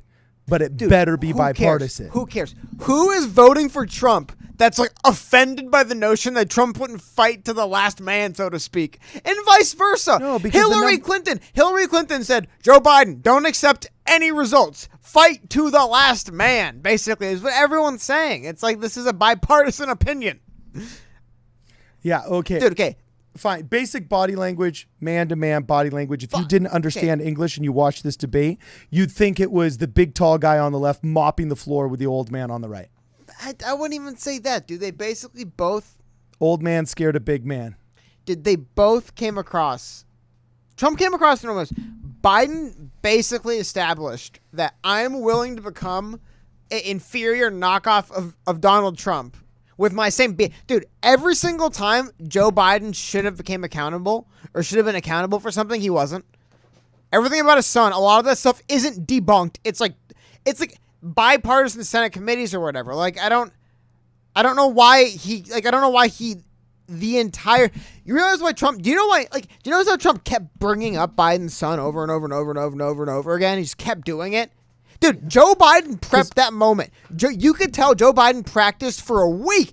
Joe Biden was calling lids at 9 a.m. so he could prep for that moment where he said, you called soldiers losers. My son was a soldier. Donald Trump looked at him and said, your son's a crackhead. That's the only son I know. And Joe Biden's like, well, we all have problems, maybe. Like, Jesus Christ, Joe. Like, how did you not see that coming a mile away? Time and time again, your son took too much money from foreign interests. Well, not true. Not true. Take some damn accountability, Joe. Here's the thing. If Joe Biden had just made eye contact with Trump, not interrupted, when you need to, hold your ground. I get there's a fine line. You hear my point. But you know what I mean? Been respectful, looked Trump in the eye, said, you know what?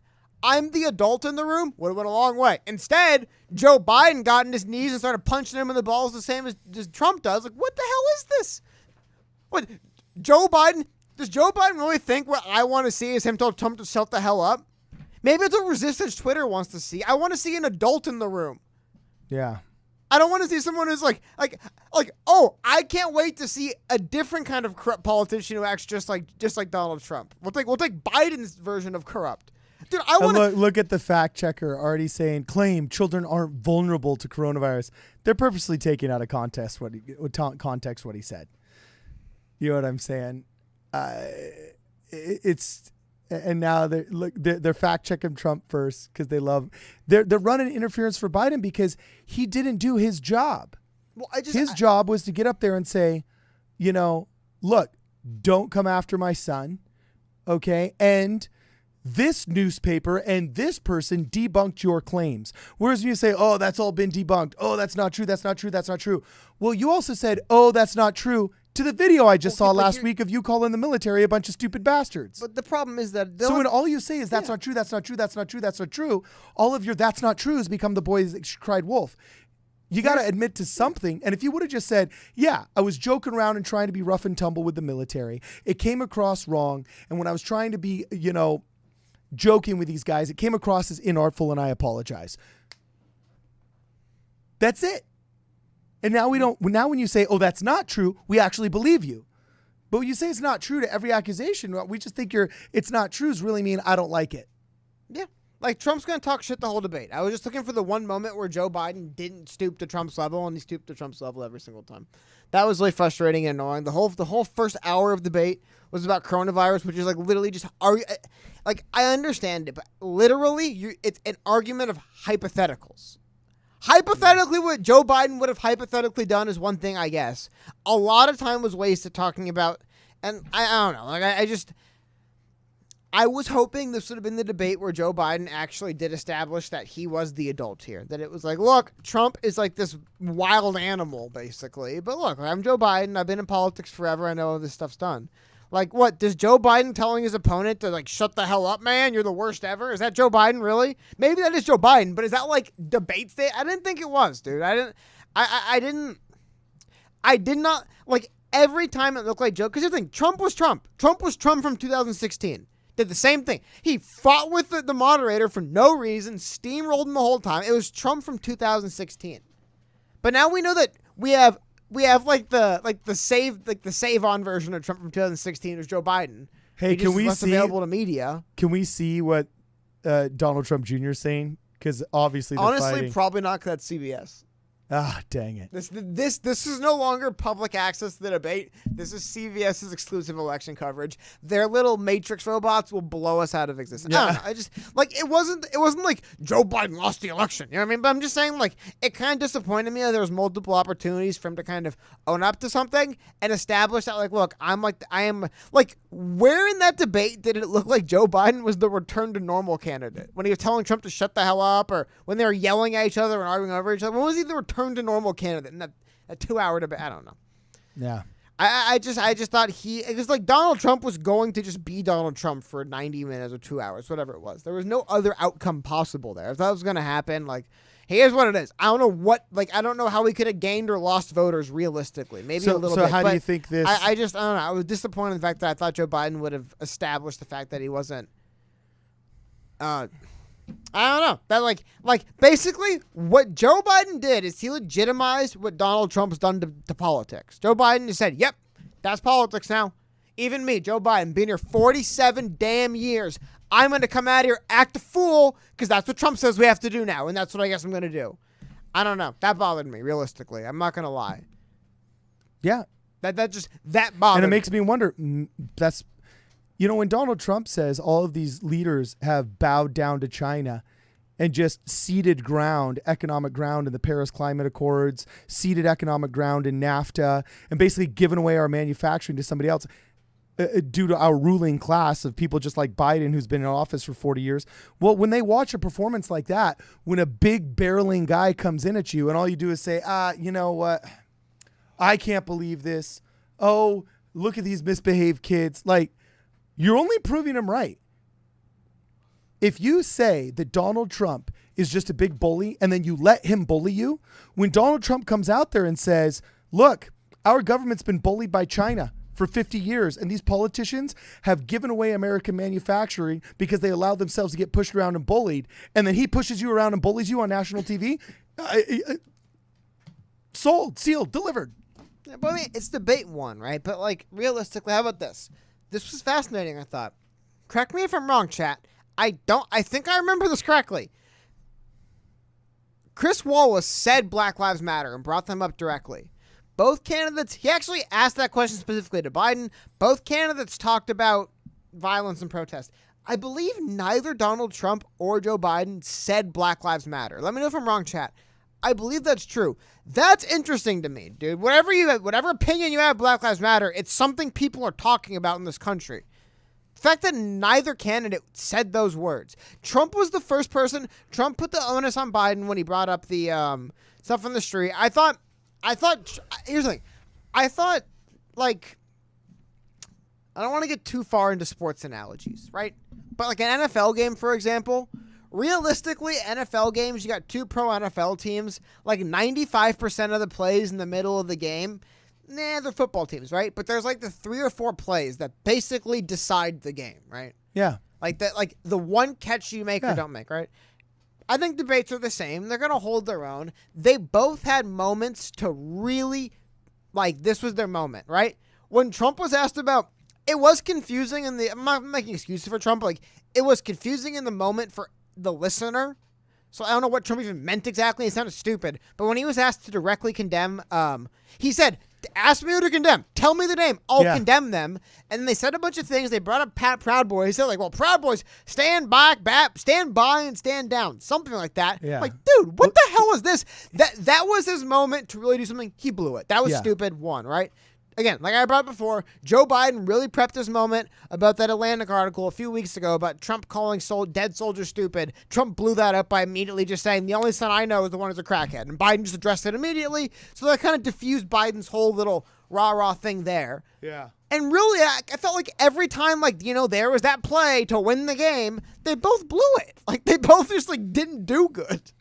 Like, I just, like, kept losing confidence in both of them. Like, what is this? No one's going to, like, rise up to that moment. Okay, where was, like, that moment where you thought either candidate rose up and, like, nailed it? I thought it was good that Trump said, well, tell me who to condemn and I'll condemn him. Exactly. I thought that was a lot better than Joe Biden's. He set himself up, and then as soon as he had time to answer it, he blew the answer. It was like confusing and stupid. He should have said, nobody I'm not wanted the to hear leader that. of he should have said, I'm not the leader of Proud Boys, so I can't tell them to stand down. He literally should have said, I condemn them. If you condemn Proud Boys, you lose like 5,000 voters in Portland. Who cares? What a dumb thing for Trump to not just be like, I condemn them 1,000%. Who the hell are these guys? Okay. How many votes he gets for not condemning Proud Boys, realistically? Come on. Like, he blew it there. And then, like I said, Biden set up a couple moments for himself, didn't follow through, and just in general, Biden stooping to Trump's level, I thought was just like not good. And then, like, I guess I kind of stepped out for a moment, but you brought up Trump not nailing the landing on the whole "will you accept the results" thing. Like, yeah, like you're only gonna get 2 or 3 shots to win the debate. Get that clip that we remember for years. And do you think they really executed? Did they stick any of those landings? I feel like they botched every one. No, I wouldn't say he botched it. Botched it would be not giving an answer. It's like, for example, he said, of course I would accept an independently verified election. I just want to make sure that it's truly bipartisan and individually elected. He should have had a shorter, much more concise answer that makes the problem go away. So, like, for example, he should have said, oh, you want me to condemn Proud Boys? Well, first off, I'm not the leader of Proud Boys, but if anybody is contributing to violence, yes, I tell them to stop. Don't show up. Look, he should have said any white supremacist. Look, yeah, any white supremacist he group. He could have called out the leader of the Proud Boys. Don't show up. He could have called out the current leader of the Proud Boys by name, Gavin McInnes, and said, I hate you both, hope you die in prison. And he literally would lose no votes. Like, what a stupid move for Trump. He would. Yeah, he would. Who the hell is out there saying, like, I can't vote for Trump? He didn't back Gavin McInnes first and off, the Proud Boys. Proud Boys Proud Boys is a unique group simply because people know that it started as a joke. Okay, but whatever it's like arguing with a puppet. Whatever it started as, there's a public perception around it that is way greater than whatever impact it has. The like connotation of what Proud Boys is so much greater than whatever impact the group actually has. That was stupid for Donald Trump not to say, I condemn these memeing morons who beat people up. But nobody on the right actually thinks the Proud Boys are they're memeing morons who beat people up. I'd say that is the literal. They show up at areas where there might be violence and defend themselves. Dude, you can't call them white supremacists if the freaking leader's name is Enrique. On record, I never said white supremacists. They were on record. I completely condemn Proud Boys for everything they do. I think Gavin McInnes is kind of an old ex-punk who wants to reclaim his former glory, and he never will, and he's kind of a fading. But you know, he's got the vice money, so good on him. Okay, on record, like. Beside that point, I'm just saying both candidates I thought had those those alley-oops and just blew up. Yeah, they blew up. Like, so he actually shouldn't even, he probably should have just sidestepped Proud Boys and just simply said, look, if there's any white supremacist group out there, I condemn it wholeheartedly. This is a farce created by the media that's politically driven. Read my lips. If you have any ideas that you are superior based upon your color of skin, don't show up, stay away, don't create violence. Okay, but he didn't have that. He had he didn't do it though. He had literally a couple seconds. He should have. Again, dude, what I'm saying, I'm not saying that either of them made themselves look worse than they. I think they look worse. But my larger point was that was the moment to get that soundbite that really takes off and elevates the debate and moves you in polls. And they both just gave bad answers in those moments. What does stand back and stand by or stand down and stand? What does it even mean? Yeah. What does it even mean? It's a bad terminology. Like, wait for my orders? Is that what he's trying to say? What the hell is this? It doesn't... Exactly. Bad terminology. It was stupid. And again, I think Joe Biden pushing off all accountability for everything his son did, which is honestly, I think Joe Biden should have been more who cares? But you know what? I guess it's because Joe Biden keeps attacking Trump's family. He can't say, who cares about what my family does? It sounds kind of hollow. Yeah. Which maybe is a good reason. And one of the reasons why for years, by the way, family was kind of off limits in politics. Because everyone has family. So if you come after their family, they'll come after yours. But yeah, Joe Biden really should have said something instead of just saying not true, never happened, been debunked. Dude, yeah, you have to debunk. Some of this stuff is in record.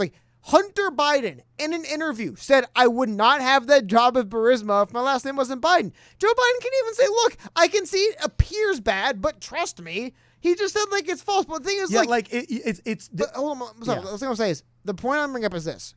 One thing that is a very valid criticism of Trump always is Trump has a complete lack of accountability for anything, and it drives people crazy. So even though it might look bad for Joe Biden, I think the taking accountability goes a long way. But Joe Biden basically said Trump should be accountable for everything, and anything you call me and my family out for, hey man, that's debunked, not true. It's dude. All that, and then again, at the end, just being well, yeah, my son had drug problems, but whatever, who doesn't have drug problems? Dude, I don't know, man. I just think. No, actually, I thought that was the only good part. It was the time for Joe Biden to position himself as a more mature, better option. Yeah, and he did. He blew it. And then there was moments for Trump to position himself as someone who's kind of learned from the last 5 years of being hated, and he apparently didn't. So yeah. I don't. Actually, that's very wise. I think that's very wise. Trump didn't show that he's learned from 5 years of being hated, but also on the same token, I kind of wonder if you even can. That level of toxicity that you get every single time you go into that media press room, I think the only way that you could survive that is by being somebody so bullheaded you won't learn. Do you get what I'm saying? Because that's the battleground. That's the fight. You know what I'm saying? So those are the things Trump botched. But, dude, Biden botched a lot, too. Exactly. Neither of them not up. saying I'm a law and order president. He knows that, like, there's no way if you are worth your salt that you can stay in the Senate for 50 years, that you don't have counselors good enough to know that say, look, there's only like 2% of the population that actually wants to defund the police. So you need to come out there and be law and order, dog. How about, to your point, though, remember when Donald Trump directly challenged Joe Biden to say law and order, and he said law and order and justice? Like, Donald Trump's argument was you'll lose if you say law and order. MP2. Biden said Antifa is just an idea. WTF. I will say, again, in the soundbite world, I think you might be, just as like a bet, I guess, you might be seeing the soundbite where I think Donald Trump said like a bat to the head isn't an idea. Well, look at these stats on the screen, though, Cody. How did the debate make you feel? 69% annoyed. said annoyed. How about even better? 69. Just like, we live in the meme universe at this point, dude. It's ridiculous. But oh my God. It was very immature, actually. Like when Joe Biden just said, shut up, and it's like what? I feel like I'm listening to two old men. And here was the problem. Argue. Joe Biden would tell Trump to shut up and call him the worst president ever and say, yeah, you're the worst, man. But then, I don't think that's the time to be a little bit more like resistant. And then when Donald Trump would just start steamrolling over Biden mid-answer, Chris Wallace had to keep sticking up for Biden because he couldn't stick up for himself, apparently. It was like, dude, what? It's okay to speak up sometimes. It's weird when you're just bickering, but it's one thing when you're like, this guy keeps interrupting me. I'm trying to have a debate. But instead of it coming across like there was an adult, like, I'm trying to have a debate here, and this guy's being a clown, it seemed like two clowns were preventing either of each other from debating. And I was like, that's not the look, dude. It's not how you win this. Yeah. I was going to say that it was annoying how much Trump interrupted, and I think he would have come across as stronger with his fewer interruptions if he had not ribbed in as much.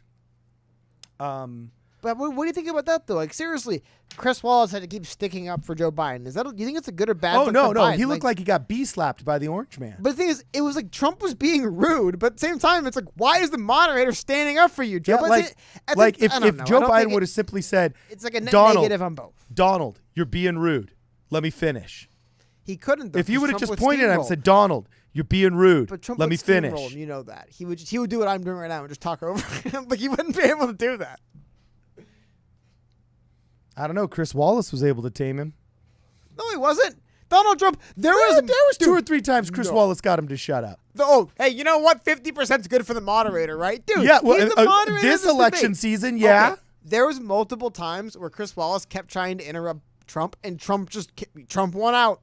He kept interrupting Chris Wallace to where Chris Wallace is like, I'm the moderator of this debate. We have to move on. You agreed to these rules. And then even Chris Wallace would just give up and be like, wow, whatever. And Trump would just go on for minutes.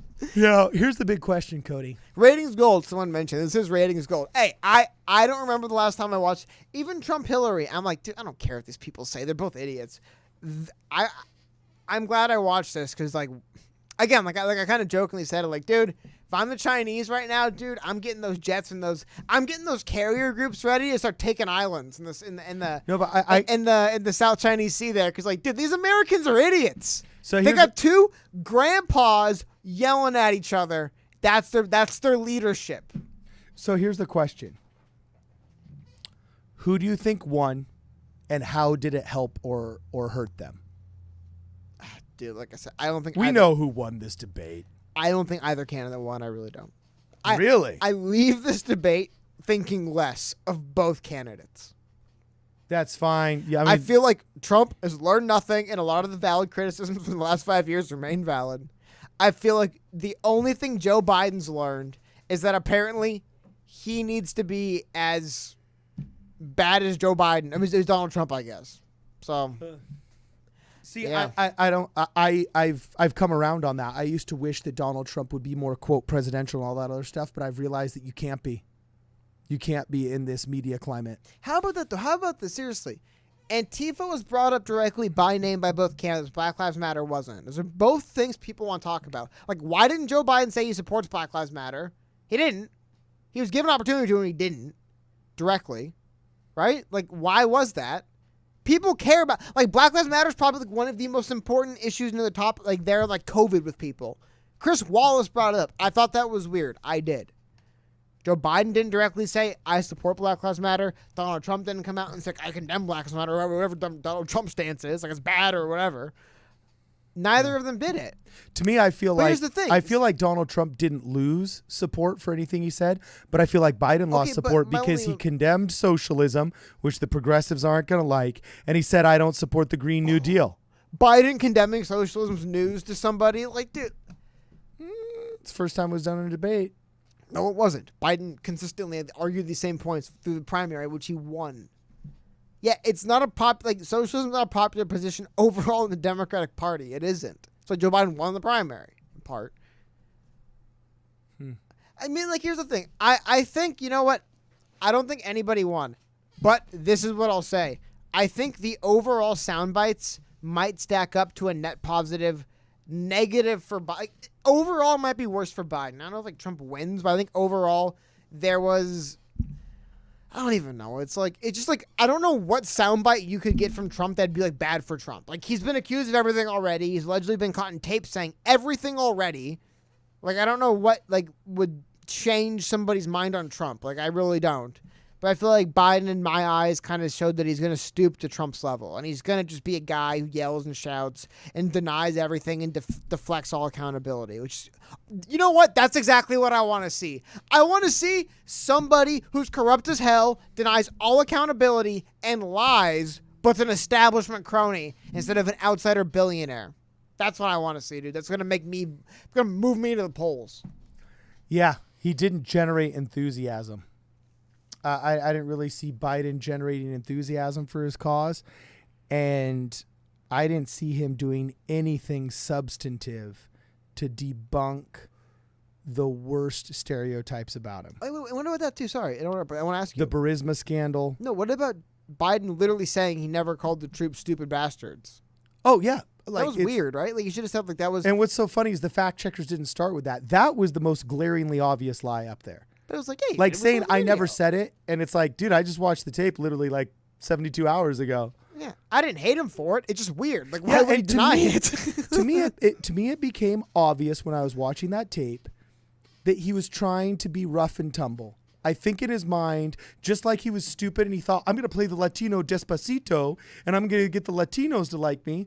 He'd watched a military movie where there was a sergeant using vulgar language with his troops, and he thought, oh, look, I'm going to call them stupid bastards, and they're going to like me, and they're going to think I'm rough and tumble. He was doing bad retail politics and didn't land the joke. Yeah. That's a crime politicians are allowed to commit and fess up to it without people hating them. So he should have just said, you know what? I tried to use a rough and tumble term with a bunch of rough and tumble guys, and it fell on deaf ears. It was in poor taste.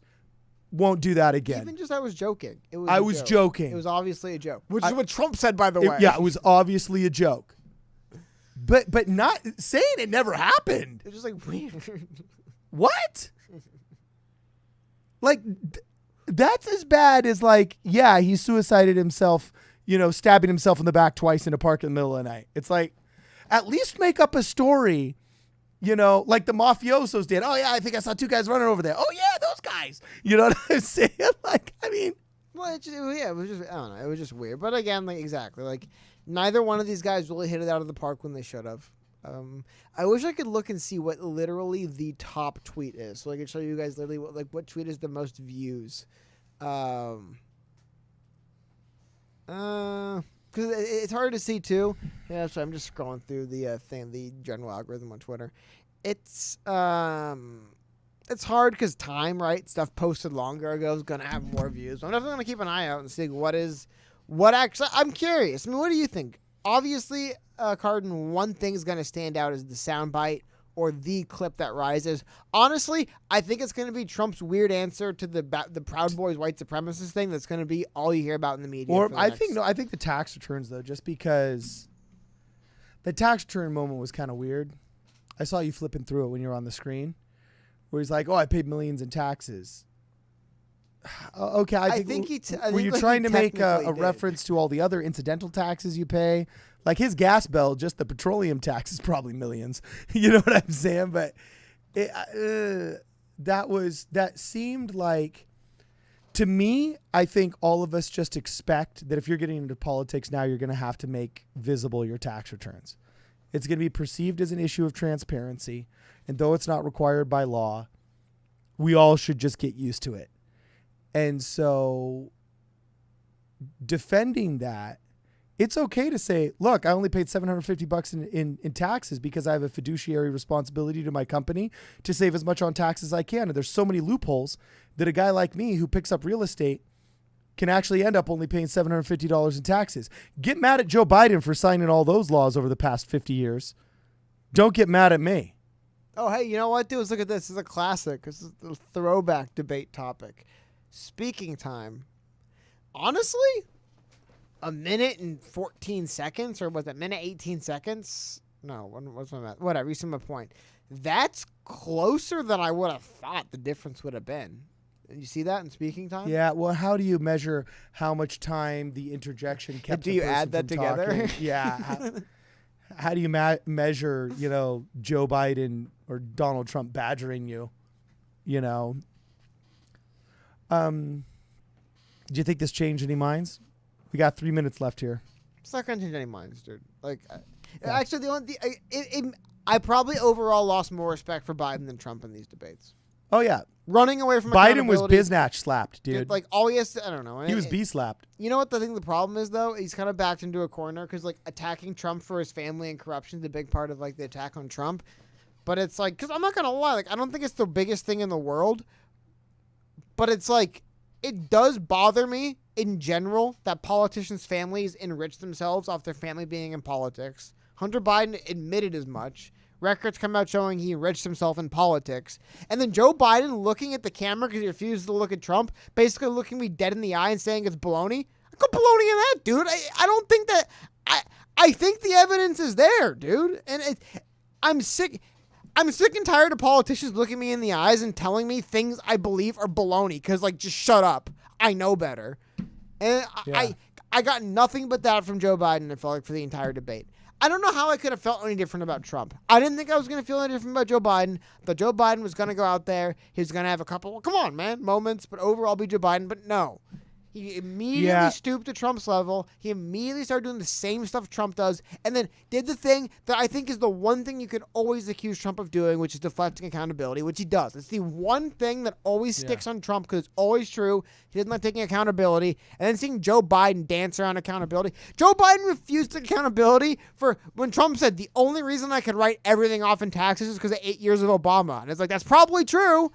Well, Biden's well, man, you're a president, man. It's dude. Just take it. If one of these guys took accountability for anything, that would have went so long. That would have went so far, man. But I just every time it was time for them to take accountability and just admit that they're not perfect but they are overall looking out for us interests. No, I walked away from this debate feeling like Trump and Biden only wanted me to think one thing, and that was that their opponent was bad. They didn't care what I thought about them. Yeah. I feel like Joe Biden's I don't care what you think about me. You can think I'm a liar who just stares you in the face and says, my family didn't enrich itself in politics. Shut up, peasant. And Donald Trump thinks he can just look at you and say, I don't even care about half the questions I'm asked. I don't care about anything and anyone. I'm going to do what I want. So just hope I'm acting in your best interest. Thank you. That's what I wanted to hear, man. Yeah. So I think Trump won. I think he won the war of attrition. He came out strong on enough things that he needed to come out strong on. But most importantly, he came across as the bigger man of the two. Did he though? Really? Yeah. I don't know. He did. I don't think so. He badgered him. He got his points. He hammered home that Joe Biden is corrupt. He hammered home that economically Joe Biden was a failure. And that's really all he needed to do. Donald Trump was going into this with only two jobs, saying I'm the better choice to handle coronavirus And it seems like he came across that way by saying, I'm going to be the open up candidate. Joe Biden came across as I'm the shut down candidate.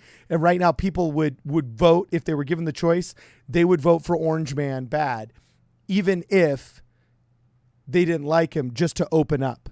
So he came across as the open up candidate, and he came across as the economic recovery candidate, which that's all he needed to do. And Joe Biden needed to get rid of the looming specter of cognitive decline. And you want to know what? He came across not as a senile person, but he actually came across as worse, a weak person. Well, almost there's a time he's like a grumpy old man. But dude, here's the thing too that this reaffirmed, and anybody who's been following Biden's campaign, which is why I had an eye on this, Hunter Biden's a weak spot for Biden. And it's sad, and it makes sense for why. Basically, he had two of his sons, Hunter and Beau, right? Yeah. He really loved Beau, and I got to say, I would be proud to have Beau Biden as a son. Yeah, By all absolutely. accounts, tragically lost his life, and that is really sad. And then you have Hunter Biden, who's Hunter Biden.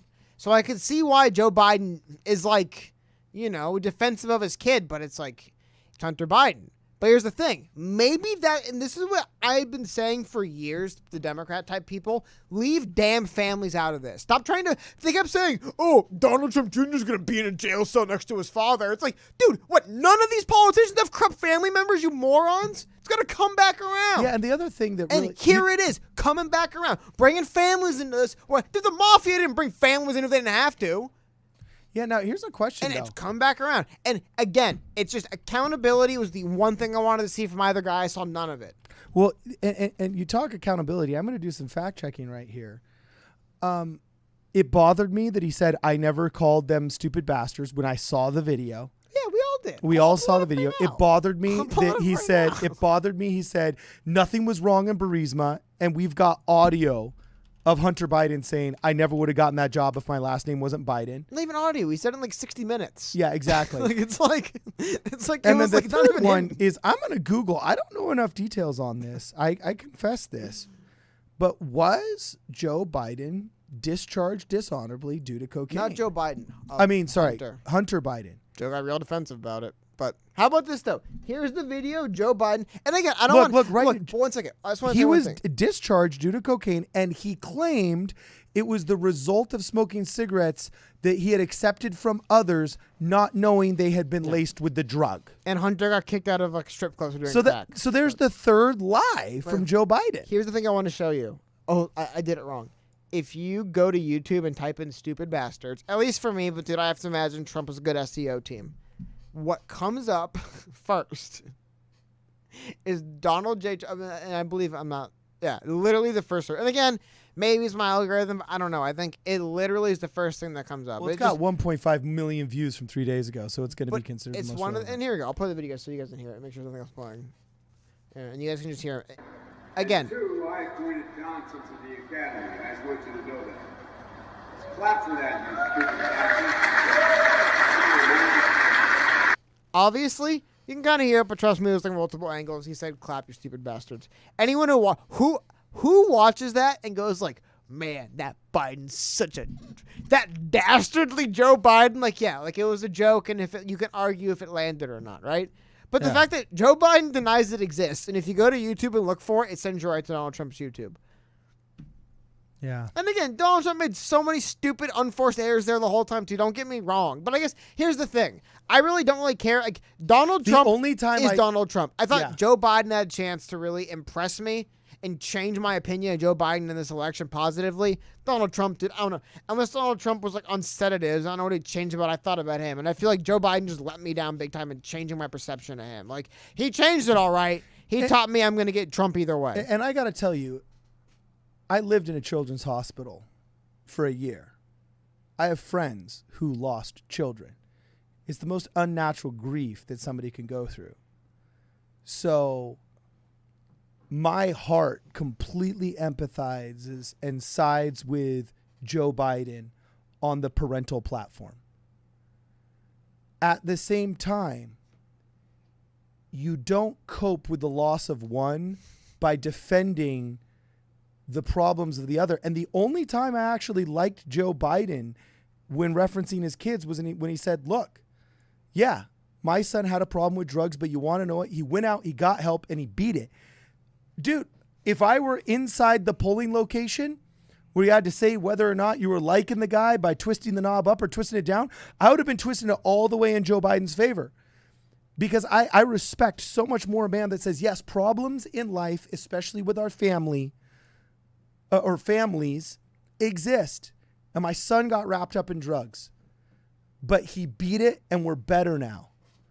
Like that I respect 110%, because that person, I think, will be able to go to the White House and say, look, America has a problem with heroin substance abuse in the Midwest. And my American family deserves better, and I'm gonna help fix a problem. If you could admit to a problem in your family and then show that it was fixed, now I view you as a problem solver.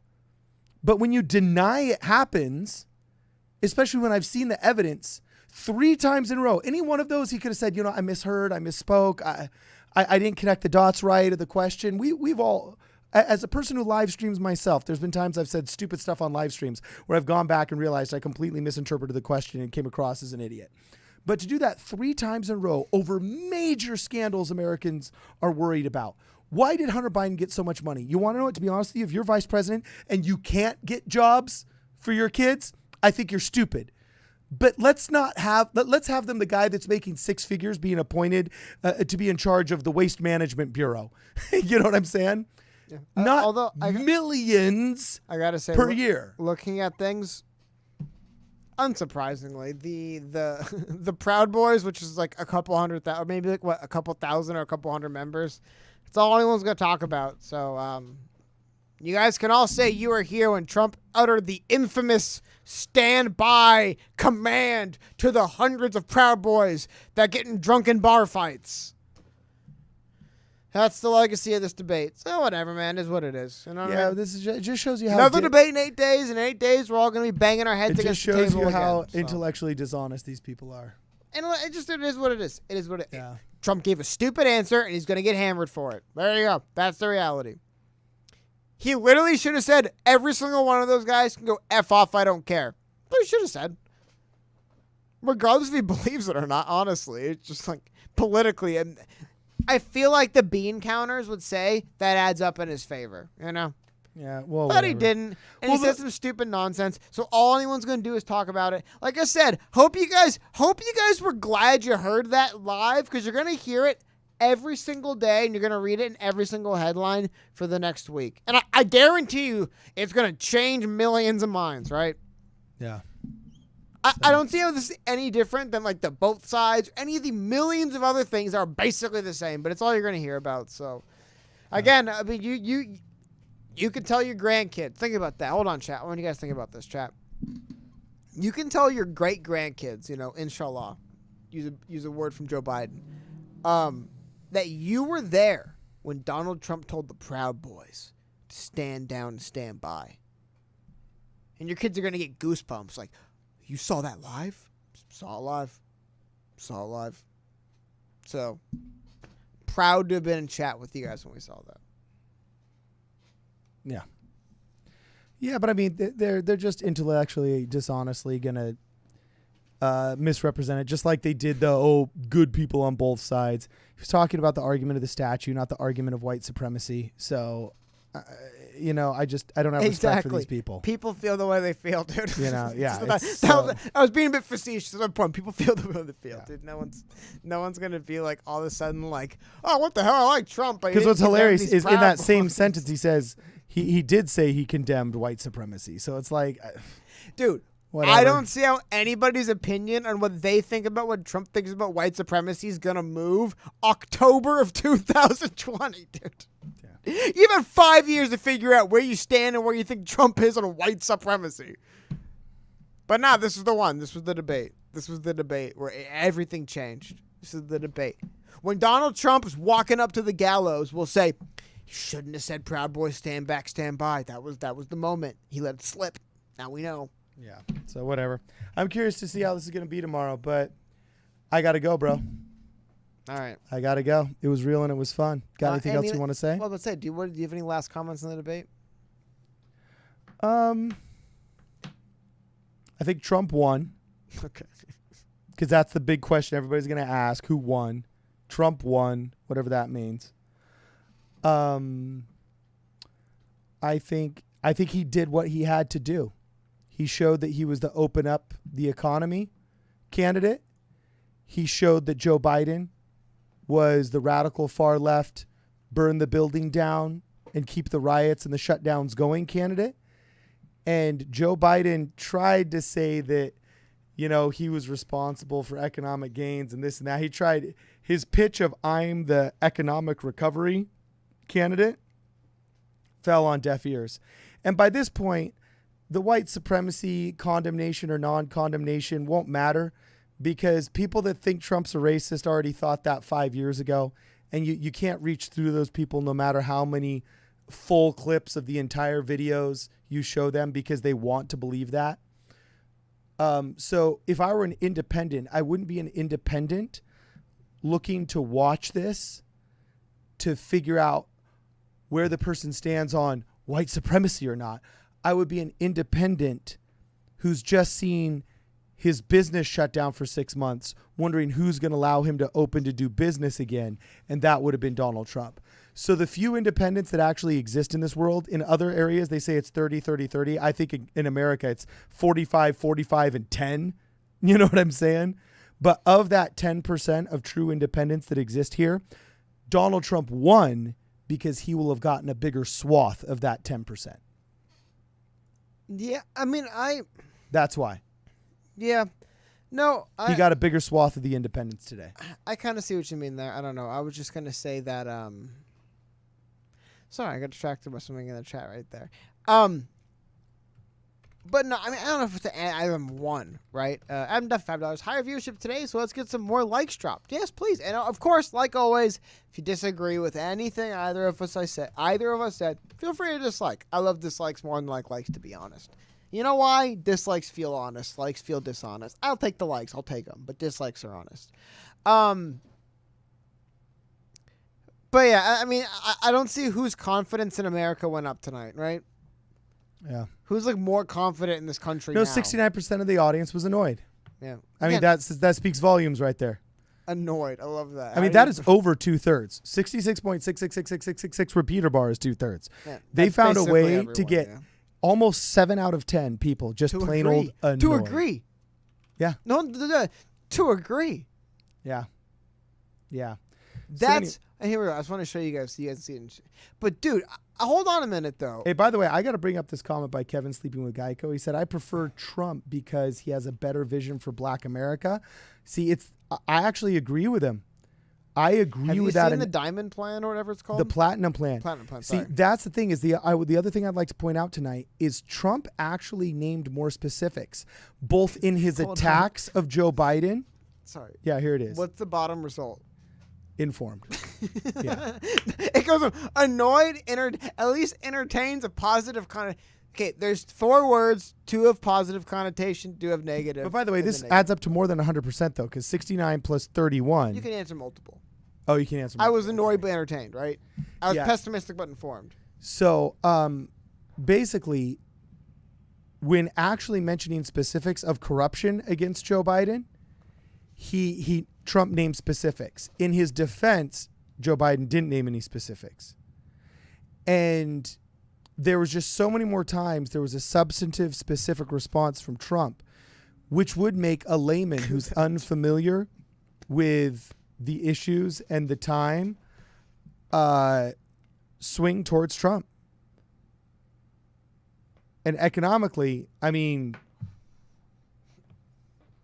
that's what it boils down to. And right now, do you know what's keeping Trump afloat in these polls, whose methodologies I think are bad, by the way?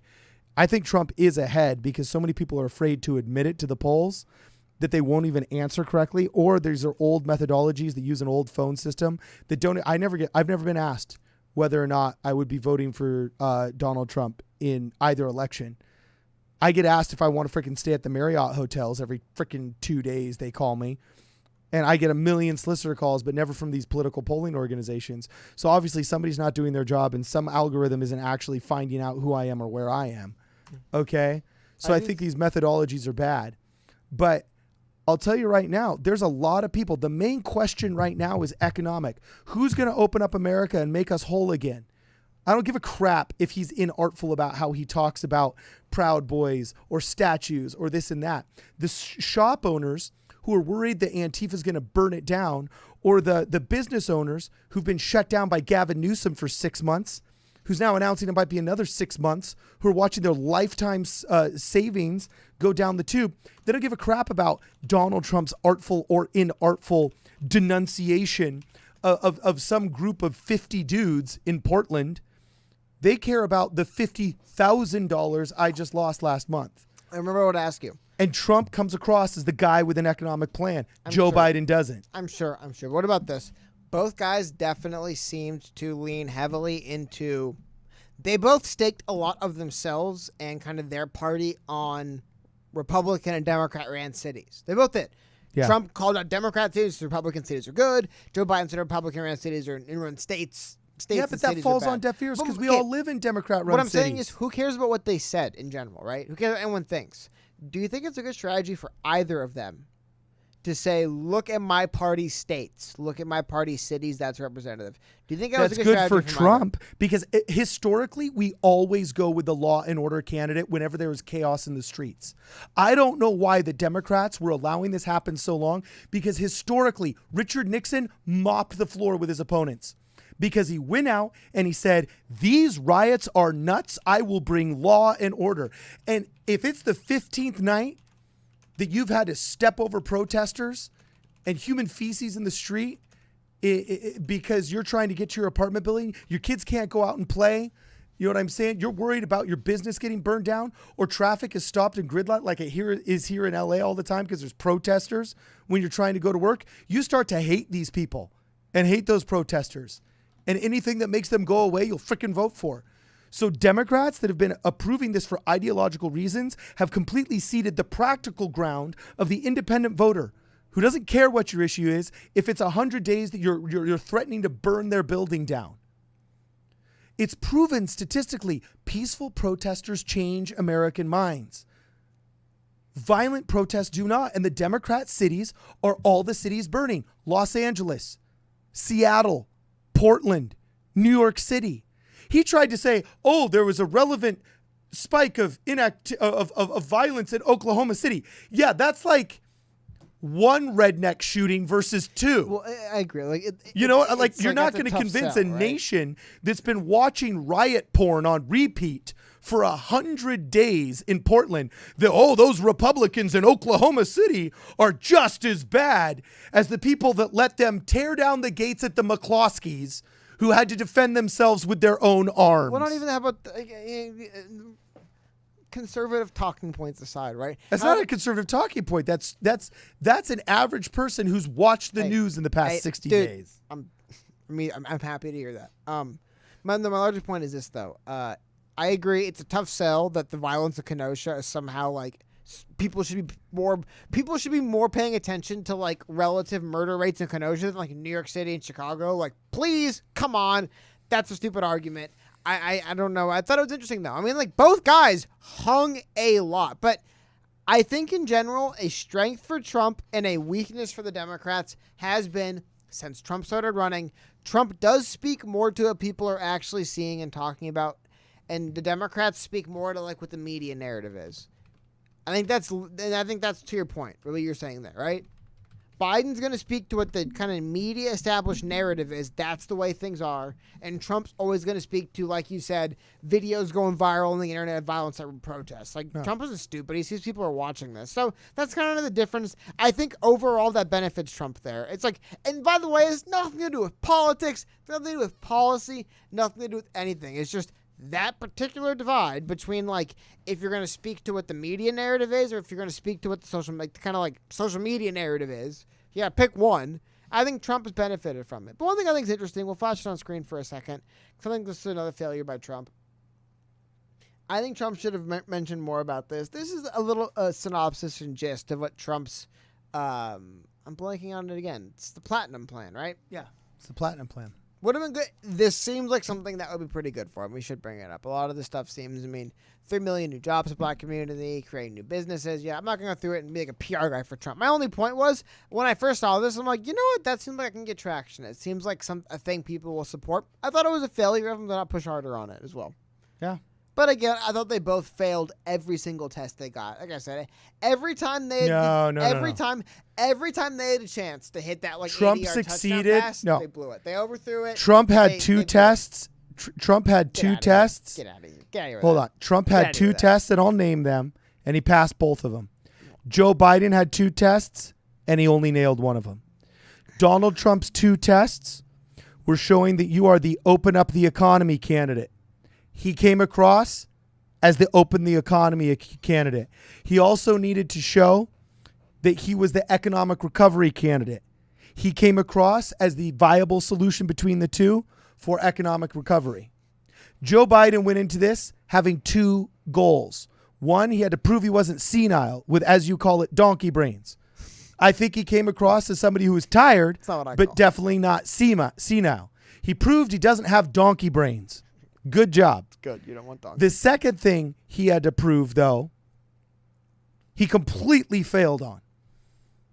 He didn't prove he was the better alternative or the stronger leader on any front. He had to show himself as the better alternative to what's happening right now, just as Chris Wallace said, and he failed. So Donald Trump, though he had gaffes in the only two things that mattered, he won. Joe Biden, in the only two things that mattered, he lost on one of them. So he's batting 500 on what matters, while Donald Trump is batting 1,000. Actually, it's probably better to say Donald Trump bat 300 on this, Joe Biden bat 200. That's a matter of opinion, though, because they both, what they really did, though, what they actually were doing there, they were both doubling down that they're both doubling down that what they think public perception is what public perception is. Trump obviously seems to think people are unhappy with Democratic governors and the lockdowns. That's why he doubled down on attacking it. Joe Biden obviously seems to think it's popular, so he doubled down in defending it. Really, now it's just up to people to decide, right? Yeah. I thought it was interesting, though, that both of them, it's not that interesting. You kind of, I don't know what else to expect. But both of them did that. Both of them said, I'm doubling down on attacking the opposition party's governance in states and cities and defending my own. So really, we'll find out what the voters think. Do the voters want... Because here's the thing. A lot of these names are on the ballot. A lot of these governors are on ballots, right? Yeah. A lot of these mayors, a lot of these senators. It's not just Trump and Biden There's a on reason the why ballot. Kim Klacik... So a lot of people are going to come out and answer some of these. My only point is, a lot of these questions are going to get answered, but they both really kind of just made the appeal to their base in that sense, right? That our party's doing things good and we'll do more of it. That was kind of what they both came out and did.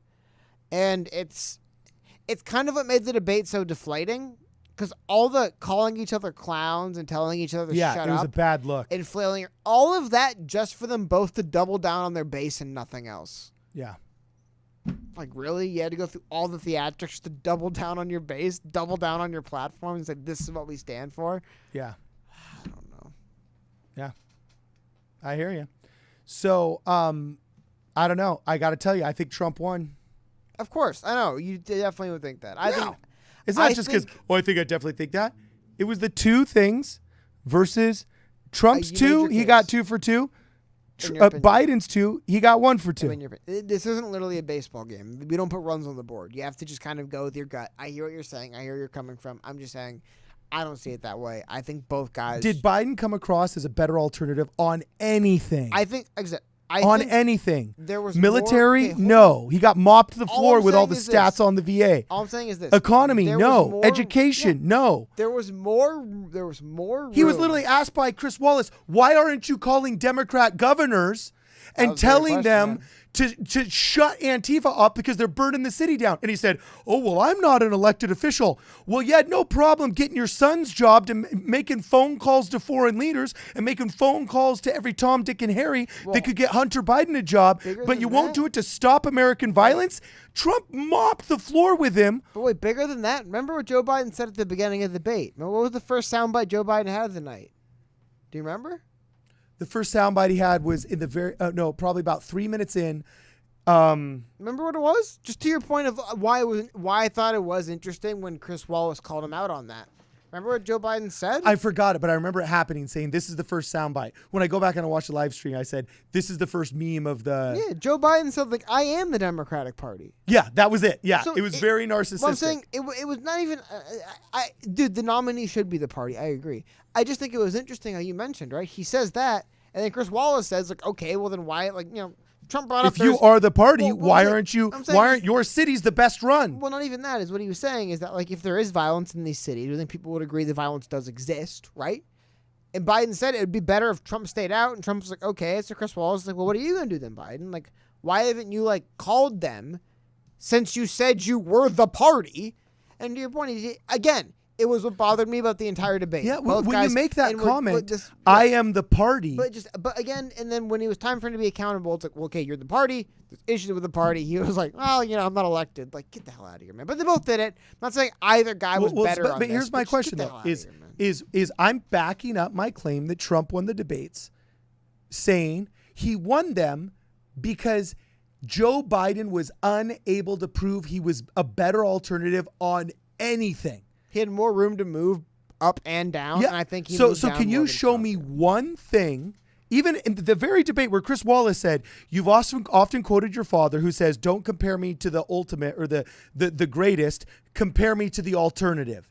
So is there any independent voter? Chat, please tell me how you feel on this. Was there any independent voter that went into this debate saying, you know what? I'd vote for Biden if he were a better alternative than what we got right now. Name one issue and back this up with one of his comments or his facts or his substantive argument he made. Was there any issue where Joe Biden came across as a better alternative? On the VA? No. Trump mopped the floor with him. With stats and figures. On law enforcement? No. He said, name one group that supports you. And Biden couldn't name one liberal. He should have said Eric Garcetti and Mike Moore, the LAPD chiefs or something. He should have at least mentioned a couple sellouts, but he didn't. It was crickets. On education, nothing. All he did was criticize Trump for education instead of providing a counter argument. On the economy, crickets. All he did was try and rest on laurels of this supposedly glorious Obama time that none of us remember, because over 51% of businesses failed during the Obama administration, and over 50% of America ended up on welfare during the Obama administration. And the Obama administration is basically what birthed the progressive movement as we know it, because the rich never got richer in American history and the poor never got poorer in American history than when Barack Obama was president. So on economics, he didn't come across as a better alternative. There's no argument that was made tonight in which Joe Biden came across as the better alternative. Okay, but that's in your opinion, dude. Like, there's no way you can. So I'm asking for others. Those runs don't go on the board. You're just like saying that's how you feel, and I get it. That's how you feel. But like, it's not like proof. You can't prove it. Like, someone can literally look at the debate and say, I disagree with everything you said, and you're both right in a matter of speaking. I mean, it's just, it doesn't work that way, dude. The lasting soundbite's going to be Trump not condemning Proud Boys. It will be. The Proud Boys already made up a logo with like stand back and stand by on it. That's all you're going to hear about, dude. The debate basically, like I said, man, you can tell your grandkids. You were here when you heard that ground-shattering comment, whatever the hell it even means. Yeah.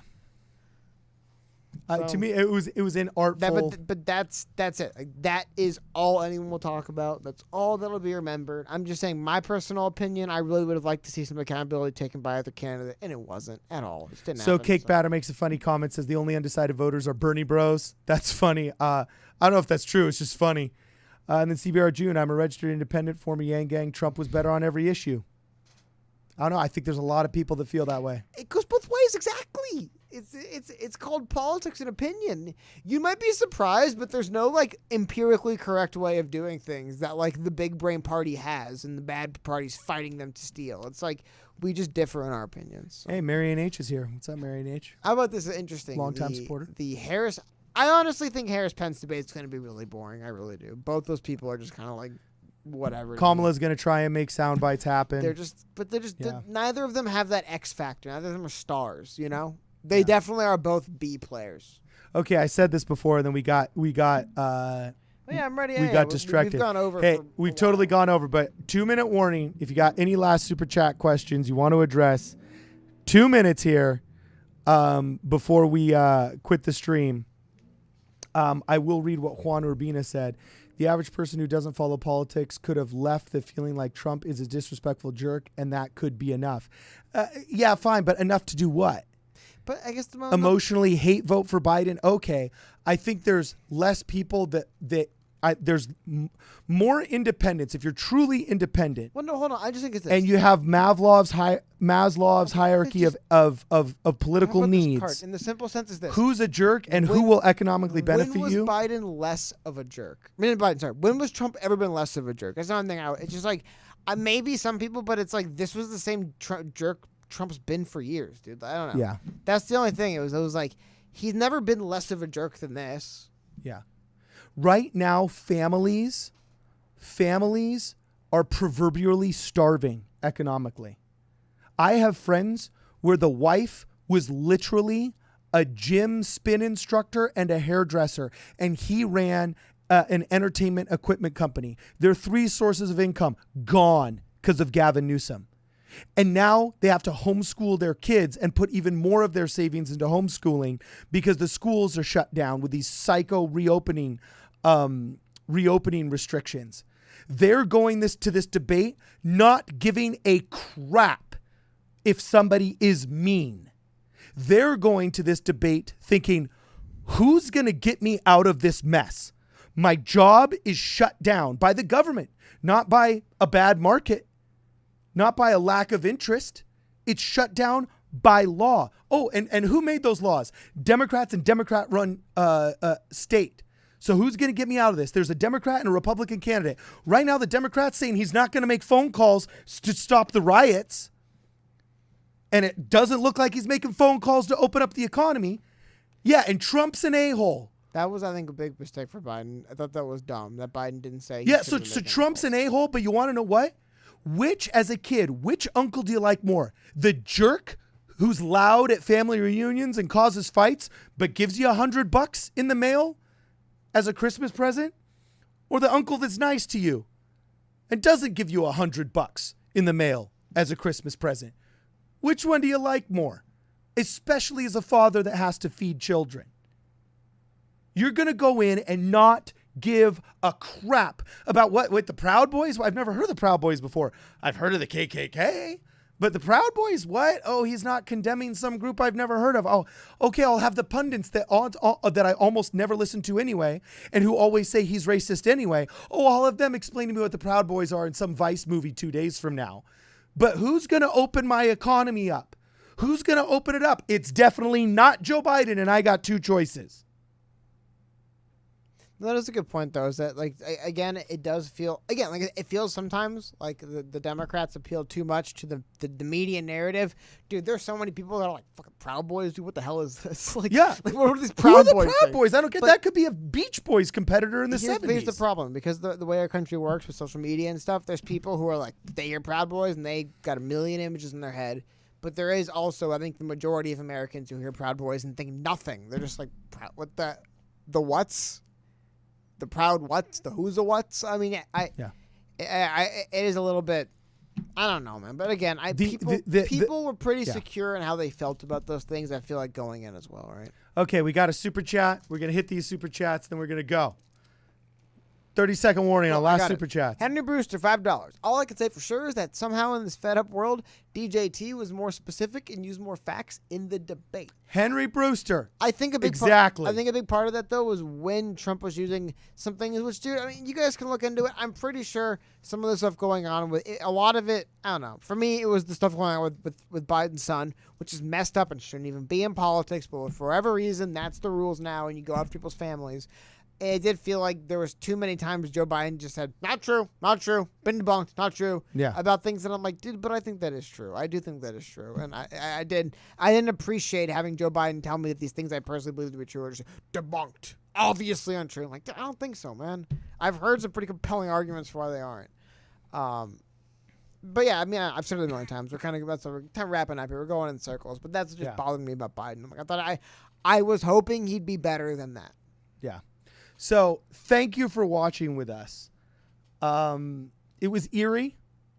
My final thoughts, Cody, was they need to find a way to make it seem more normal despite social distancing. I don't care if they have to add a clap track that, adds 30 decibels to whatever natural clapping is happening or something. But those sparse golf claps in a motherfucking debate that's supposed to have an audience of 250 people isn't working. Okay? Matthew Ciabardone says, good night. Keep on keeping on, guys. Thank you. We will keep on keeping on. They got to figure that out. I think Chris Wallace did a good job. Best moderated debate I've seen in a very long time. Last thing, too. Finish on this. Yeah. Again, no one's going to care. No one's even care that any of this happened because Donald Trump said something about the Proud Boys that all the media will run with. It's reality. It is what it is. The other thing I thought was interesting. Oh, my God. Someone just brought it up, and I lost it for a second there. Oh. The critical race theory stuff. I just do think whenever critical race theory seems to be explained to average normal people, they're just like, I oppose this. I think that was they got off track. They got off that quickly. That was something else I thought was was done poorly by Trump. Yeah. Yeah. I thought I thought he should have said, "I'm all for racial sensitivity," but critical race theory is anti-Americanism. A lot of people kind of get it, but I just thought they moved off that quickly. I thought that. But yeah. Anyway, that was the other thing that I was trying to think of, like moments that stuck to my mind. That was it. All right, it's been real, and it's been fun, and it's been real fun. This is Problem Solver Politics. See you guys in the next video.